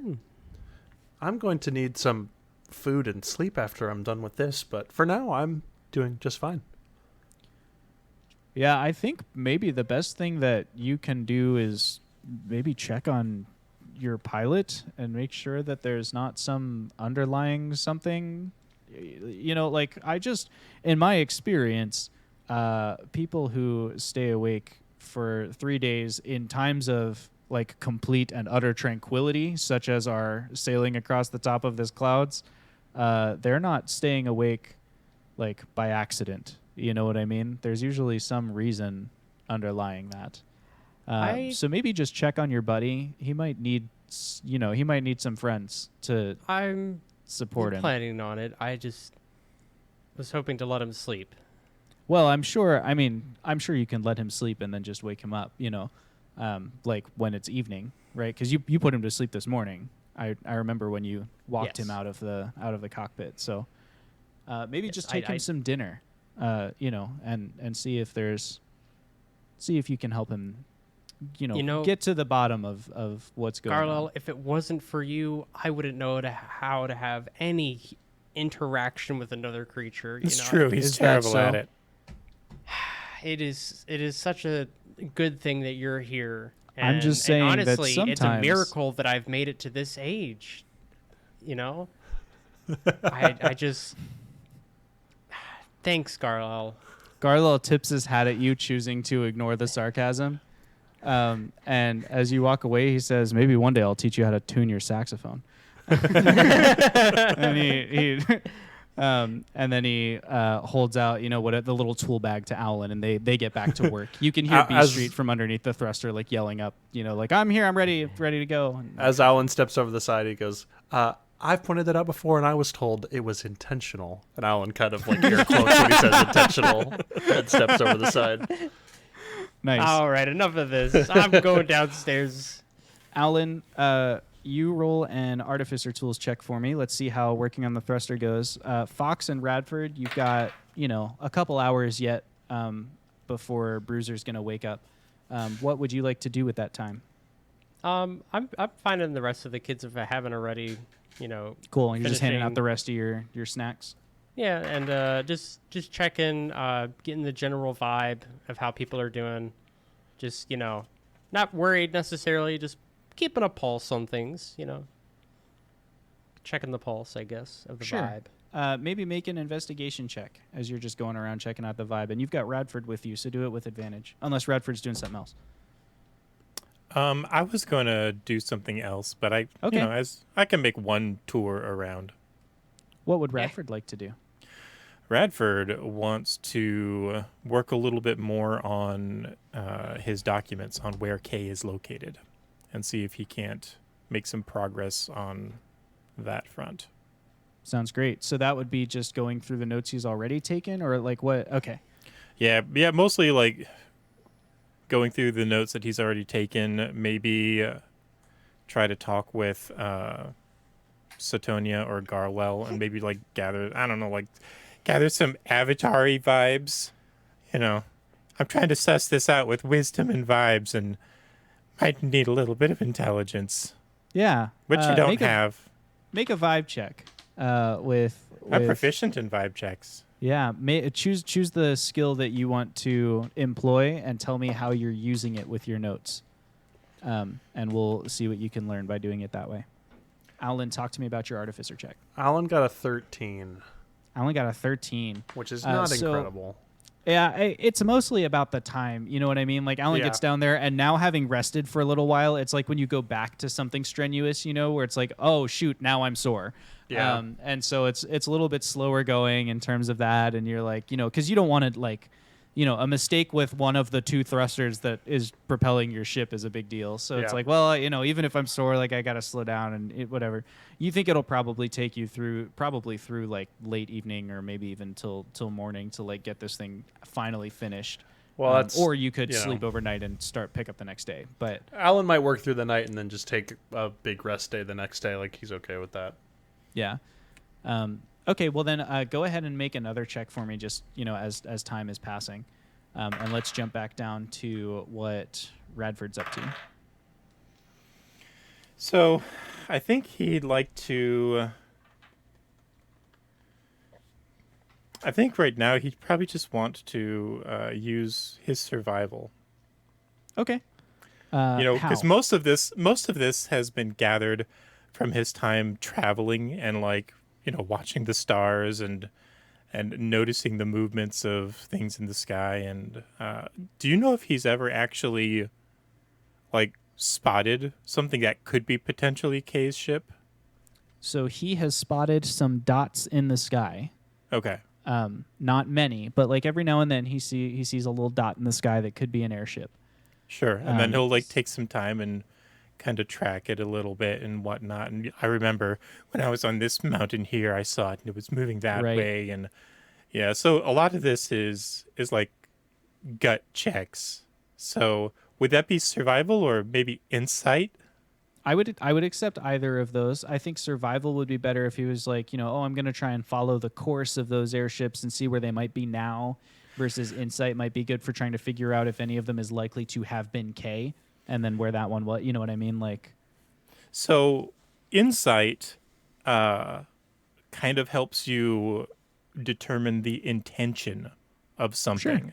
Sure. If he has already, say, in the past used survival while he was on the mountains to record this data, could he kind of use insight to see what the point of moving this ship moving in a certain way would be? If he's thinking of like the intention behind the direction of something, are there landmarks there, or why would it be going this direction, or something Certainly. to that effect? let's pull our map up here. Go ahead and roll for me. Why is it going in circles with the tail end? I rolled really trailing good. behind? I rolled an 18, so that's a total of 25. Nice. So there are 4 dots in Radford's notes. He has spotted something over the skies of Aspesh. He's seen something over the skies of Rorith. He's seen something over, honestly, near where you are now, but further south, down near kind of the icier area near Naughty, where the merfolk were and such. And he's seen something far, far to the east over Arivale, which you can't even see on this map just because of where it's positioned right now. but it's like the whole way over here is Arivale. I just moved it so you can see. So Arivale's way east. Those are where he's spotted things.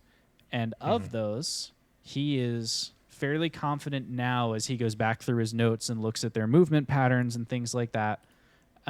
He thinks all of them were adrift. They were not necessarily propelled by anything, and only 2 of them seemed to be moving intentionally as, like, even being adrift, they could still be on a course or not on a course. You know what I mean? So 2 of them were just kind of blowing around at random. Those 2 were the one over Arivale and the one over Rorith. He thinks the one near Nauteri and the one near Aspesh were sailing more intentionally, just very slowly, you know, because they didn't really have any means of propelling themselves. And of those 2, he thinks the one near Nauteri was sailing towards the Pillars of Eternal Vigil, and he thinks the one over Aspesh was sailing towards Stainless. What in the world? So the one over Rorith and the one over Arivale were Like kind of blown just about at random. They didn't seem like there was any in what am I trying to say? Intelligence steering. like they were caught in air currents, essentially. Yeah, basically caught in air currents and follow. And actually, now that you're on the ship and you have those maps of air currents over Urida, you can see that, like, oh yes, they fell in this cyclical pattern or whatever, and so you can confirm that for sure. Okay, but then the other ones, the one over Aspesh and Nauteri, they seemed like they were moving in a specific direction. Yes, Aspesh was headed towards Stainless, and Nauteri was headed towards the Pillars of Eternal Vigil. So they were both just blowing east or heading east. Right. So even though their air currents might not have necessarily kept them going that way in a straight line, they seemed to be kind of forcing their course to go in that direction. Interesting. Well, that means that Gamteus, no, sorry, not Gamteus. Sorry, what's your name? I'm bad with names. Cool Dragon Arlo. Man. Thank you. Yep. How did you know it was a dragon? The other guys told me. And Oh, I have a dragon-y sense. My scales That makes tingle. sense. I could see Yeah. that. Mhm. Yeah. It's about the vibe. You give off a I dig dragon-y that. vibe. Yeah. What's up? So, and I kind of, elaborate this to him as I've been kind of going over this map. So, all of you guys have a bit of residual magic, right? And I know in your case, In varying degrees. right? Yeah. And I remember them saying Satonia had used up and given a lot of hers, but that wouldn't have happened to Kay. So it's possible he would still have some of his magic to move his ship around. Yes, hypothetically speaking, we function a lot like reservoirs, where we have a direct connection back to the deity that we, Right. are appointed by, and so that, assuming we continue to Sure. perform the will of that deity, when we use magic, we find that reservoir refilled. So, assuming that Kay did not go rogue, which doesn't really seem like his style, he should have had a full reservoir of magic at the time of the darkening. And, I don't know how much of it he would have used up. It would depend on his behaviors up until now, but it's possible that he, has been rationing it or being casual with it. It's also possible that he smoked something and forgot himself and used it all up on his lights. It's hard to know with that. Yeah, that's true. It's true. So we've got 2 of them are moving with purpose and 2 of them that are not.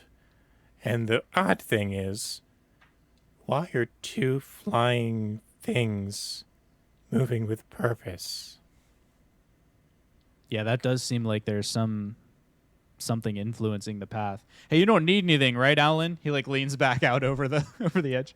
The 2/3 inch wrench would be nice, actually. Hand reaches up. 2/3, 2/3. All right, I'm on it. And he leans back over. Alan's just like stuck there with his hand holding up. So what were you saying? He like starts digging through the bag. Well, I mean, if it was, if we need to find which one he's on, and there's 4 of them. That you've seen. There's got to be more than 4 airships up here. You reckon? I would think so. I mean, when I established the Cartographers Guild and I started to plot some of the different routes between nations and such, by the times leading up to the darkening there, I mean, there were regular airship trade routes. There should be merchant ships and there should be other crew. This can't have been the only rich person cruise ship. There should be, even just the floating market that fell next to the library was restocked every week by ships from all over the place. Lots of them had hulls painted white to blend in with the clouds, and so maybe that's why you did not see them, because it would be kind of ugly looking to look up and just see a bunch of black dots in the sky. But yes, there should be many more. There also is a fair amount of sky piracy, and you would need to be careful of that. But for the most part, I'm just surprised we haven't run into them. I can only assume that it's the weather patterns we've been over. Probably people have been steering clear of the darker weather that's been following Thrax and Howe around. That's fair. Okay, oh yeah, here's that wrench. He holds it back out over the side where Alan's just like waiting. Thank you. Yep. Well, I think this is all the work we can do for now. We'll run it by the captain, see which one he wants to go to first, and maybe he can help suss it out a little bit. But this is kind of troubling. Sounds good. Anything else that Fox wants to do before we time skip to Bruiser waking up? You're muted. I rolled that investigation check. Oh, yes. How did it go? Do I get advantage or not? Remind me what you're investigating. Don't make me spit I was take investigating water the all over my vibe. desk. You're investigating what? The vibes. Oh, of the people. vibes of the people. These monks are not people who are used to like hiding their feelings. So Fun fact, it didn't matter. Sorry. I rolled the same thing because I rolled just in case you gave me advantage. okay. So I just didn't matter. I got a 9 Okay. total. You are not able to pick up too much about the vibe. Okay. It seems the same as last time you checked. People seem discontent, but as Soul Eras seem to think as well, they don't seem like they're ready to stir up in a rebellion. They seem like people who are like, my needs are, I want things to be comfortable and I'm not used to roughing it and, like that kind of thing. Right. It's not like, oh, these evil people, we need to get rid of them kind of a deal. You heard, just like last time, you've heard 1 or 2 people who are like, it'd just be more prudent to just give these guys up. But other people are kind of shouting them down and like, you saw those monsters that like attacked the guild hall. Like that's not, you don't negotiate with that. And so, so that it's that kind of stuff seems to get shot down pretty quick. We don't negotiate with terrorism. Yeah, I can see the parallel. Okay. Anything else Fox is doing besides that? Nope. All right. That was it. So then we're going to skip ahead to Bruiser waking up. Fox and Radford and or Alan, do any of you want to be there when he wakes up, or is he going to wake up in an empty room? I think I'll be there. I think Alan was going to work through the night if he had to get the Cool. thruster. And Let's get another roll from Alan and see how yeah, he he got goes. a 21. A 21. Okay, so work is now picking up. The you're getting a little more limbered out. You're kind of working some of the soreness out of your joints, and Garlo's paying attention again. And so you're getting your tools faster and stuff.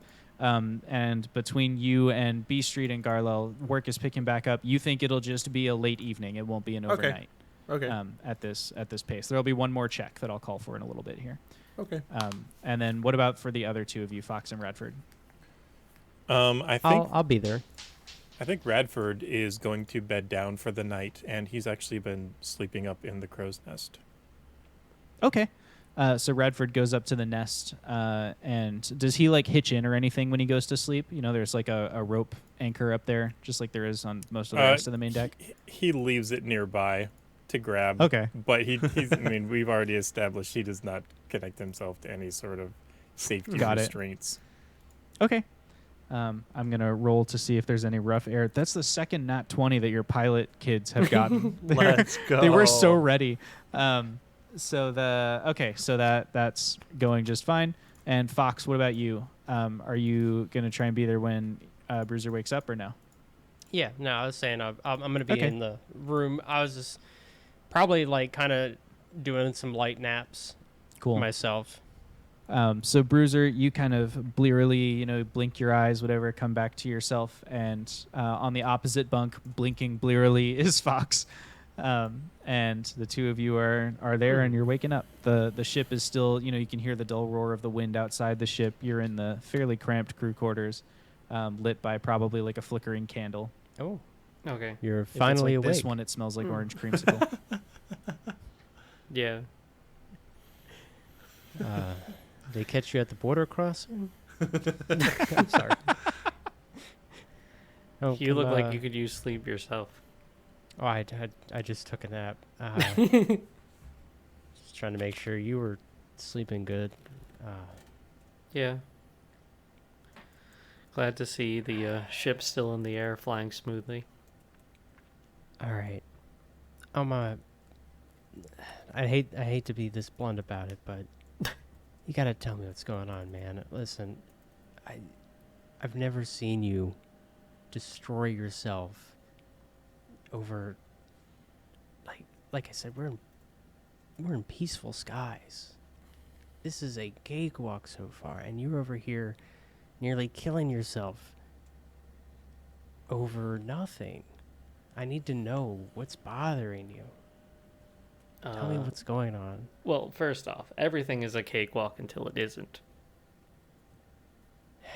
Let's just get that out of the way. We have no idea what is going to happen next. I don't think we can treat any moment. That's why we have lookouts. So I know. we have eyes and we can perceive and see things coming at us. I definitely agree and overdid it a little bit. So why'd you overdo it? I mean, I told you last night. I've always relied on myself, and I've never had anyone until you guys. That was like the first real team I was a part of. But you guys, like, are very self-reliant also. So, like, I didn't have to worry as much about you guys. But, like, these are helpless people here. Are they helpless? I mean, they would Haven't have you all seen- died without our help. Oh, well, I mean, yes. In that regard, yes. But I'm just saying, look how much they've stood up and they're putting work in. I mean, you got 2 kids that must be damn good at what they're doing, and you must have had a great teacher because we haven't had a single issue since you've gone to sleep. That's We've good got- to know. I probably did wait too long to let them fly and over-instruct it. But here we are. Mockery's leading a bunch of others into, hunting down those beetles, the ones that gave us so much trouble. They're taking care of them. That's good. I don't want to And- see those again. And the lookouts I've trained, I mean, hell, they spotted one of the world wonders before it was even on the horizon. I mean, I'm exaggerating a little, but you get my point. You saw the towers? You saw the... Damn, what are they called again? Pillars of Eternal Vigil. Pillars of Internal Vigil. Those Giant towers. giant towers. Why didn't you wake me? Obelisks. Oh, well, you needed the rest and it wasn't an emergency. I promised I'd wake you up I if think there was an emergency. seeing one of the wonders of the world constitutes emergency. You're gonna be still seeing it for a while. Oh, okay. It's the fact that we're able to see it. We'll probably see it for at least until halfway through tomorrow. Those suckers are visible from far away. They are tall. Yeah, that's an understatement. But listen, I mean, you've got people to support you now. You've got us. We've got a crew. You can't always take things on your own. It's how I live so far. Yeah, but you were on your own, and now you have people depending on you. We're depending on you. Gotta take care of yourself in that regard.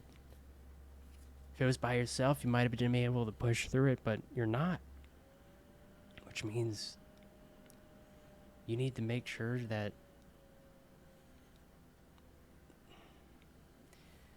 you're taking care of yourself. All right? None of us want to see you run yourself into the ground unnecessarily. Yeah, that's for the best. I promise I'll take it easier. So I'm not going to catch you staying up past 24 hours, am I? Only if there's an emergency. All right, well, at least send me a warning if that happens. I guess I'll either send one of the kids or communicate through the speakers. Either way. Well, I'm going to let the other people here rest. Let's go ahead and get you something to eat, all right? All right, I'm gonna head up. I'll head to the kitchen, pick something up, and then head up, and I'll just watch them. I'm still. All right, I better Feeling not find tired. them later kicked out of the cockpit, okay? I won't kick them out. They haven't crashed yet, so they're doing much better than Radford and B Street. Damn right.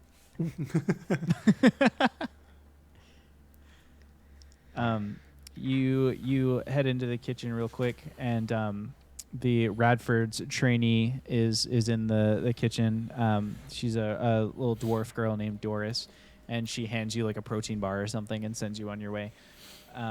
Owlin, let's make that last artificer tools check and see how your evening goes. Alrighty. 22. 22. That's some good work right there. I have been Owlin- using some rod of intelligence rerolls Hey, to there get you these go. numbers. well, luckily you've got it. Yeah.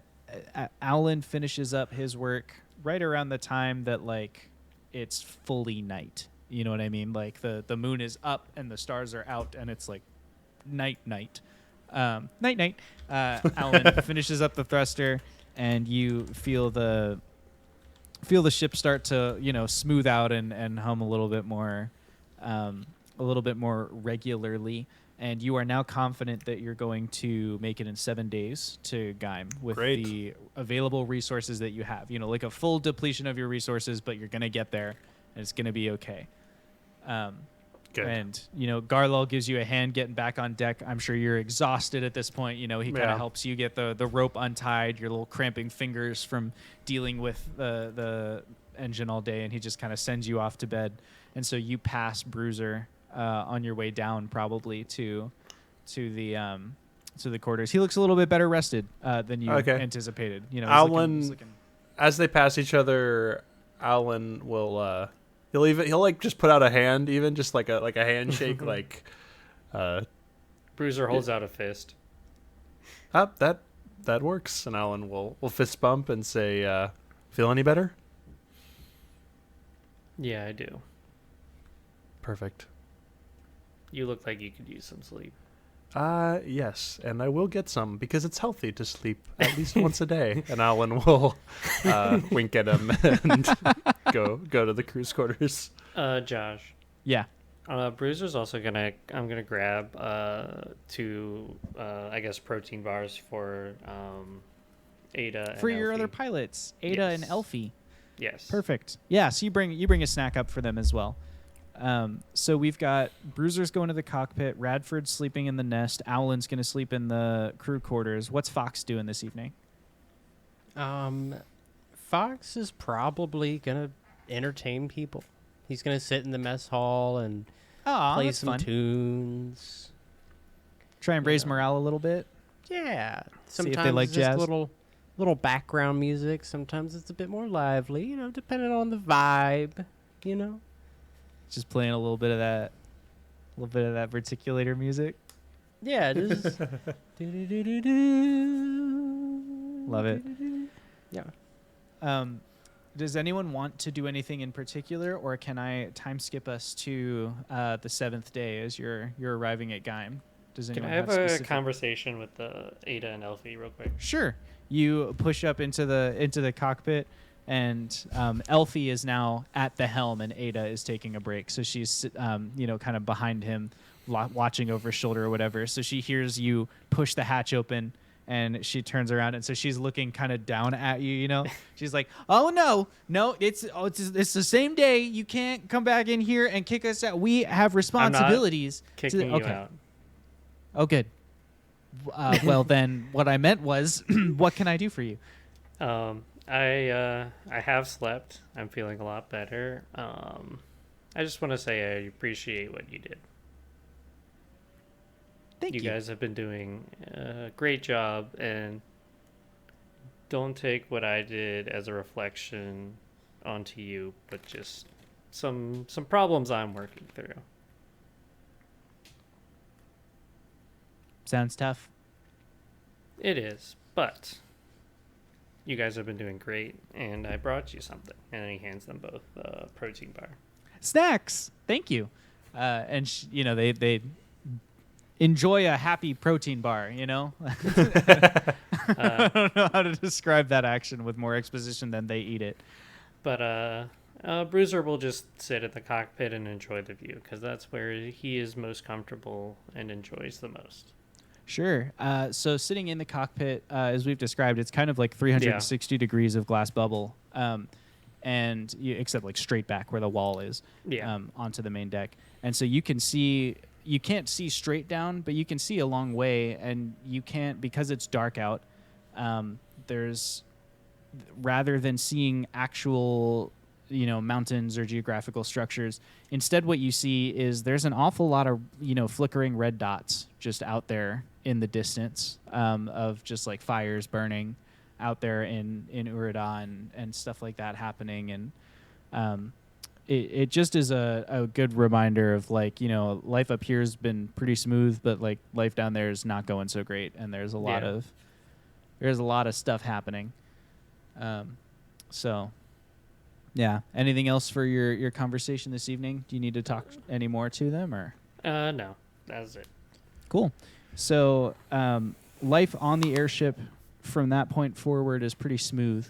The rest of your time getting to Geim is fairly smooth sailing. I mean, obviously the view of Urida is not terrific, but you're able to even engage in like a little bit of a downtime activity for 3 days if you can find one that you can justify for the rest of the trip, which you can do off screen between now and the next session.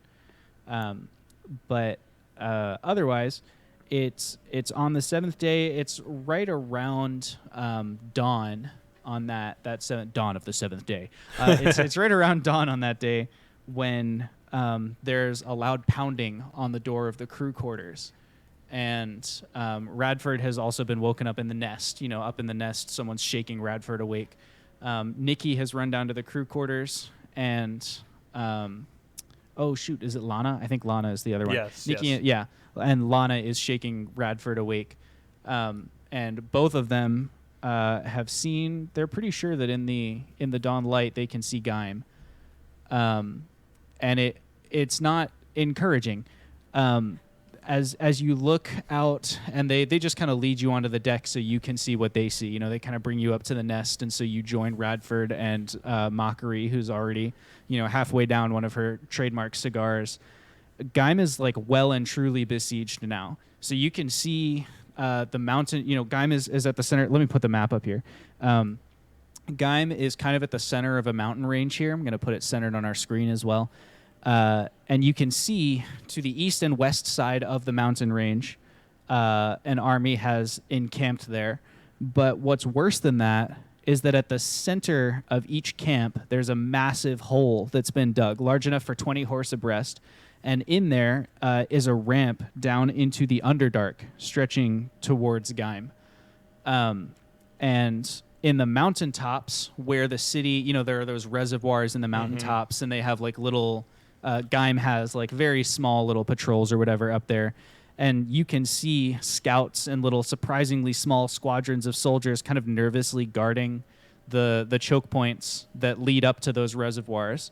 Alan, to your strategist's or your soldier's eye, too few scouts and too few soldiers to hold those checkpoints in any kind of real rush or attack or anything like that. And there are dragonels and even a few like swift and agile young dragons who are flying patrols of the skies around the mountains. But not they don't seem like they're willing to actually descend down towards the camps, the war camps, maybe for fear of enslavement. So it's almost like it's enough to deny the skies to your foes, but it's not enough to really use that air superiority to achieve very much. As you're kind of dealing with the sensory input of all of this, and you can see there's flags and stuff going up from the war camps. The sun is coming up, kind of lighting the sky in a bloody dawn red.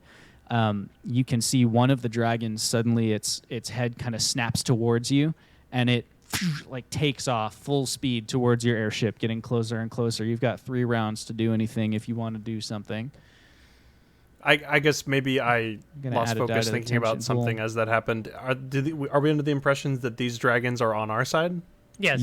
Yeah, I mean they're circling the mountains, so probably, but they're just off in the distance there.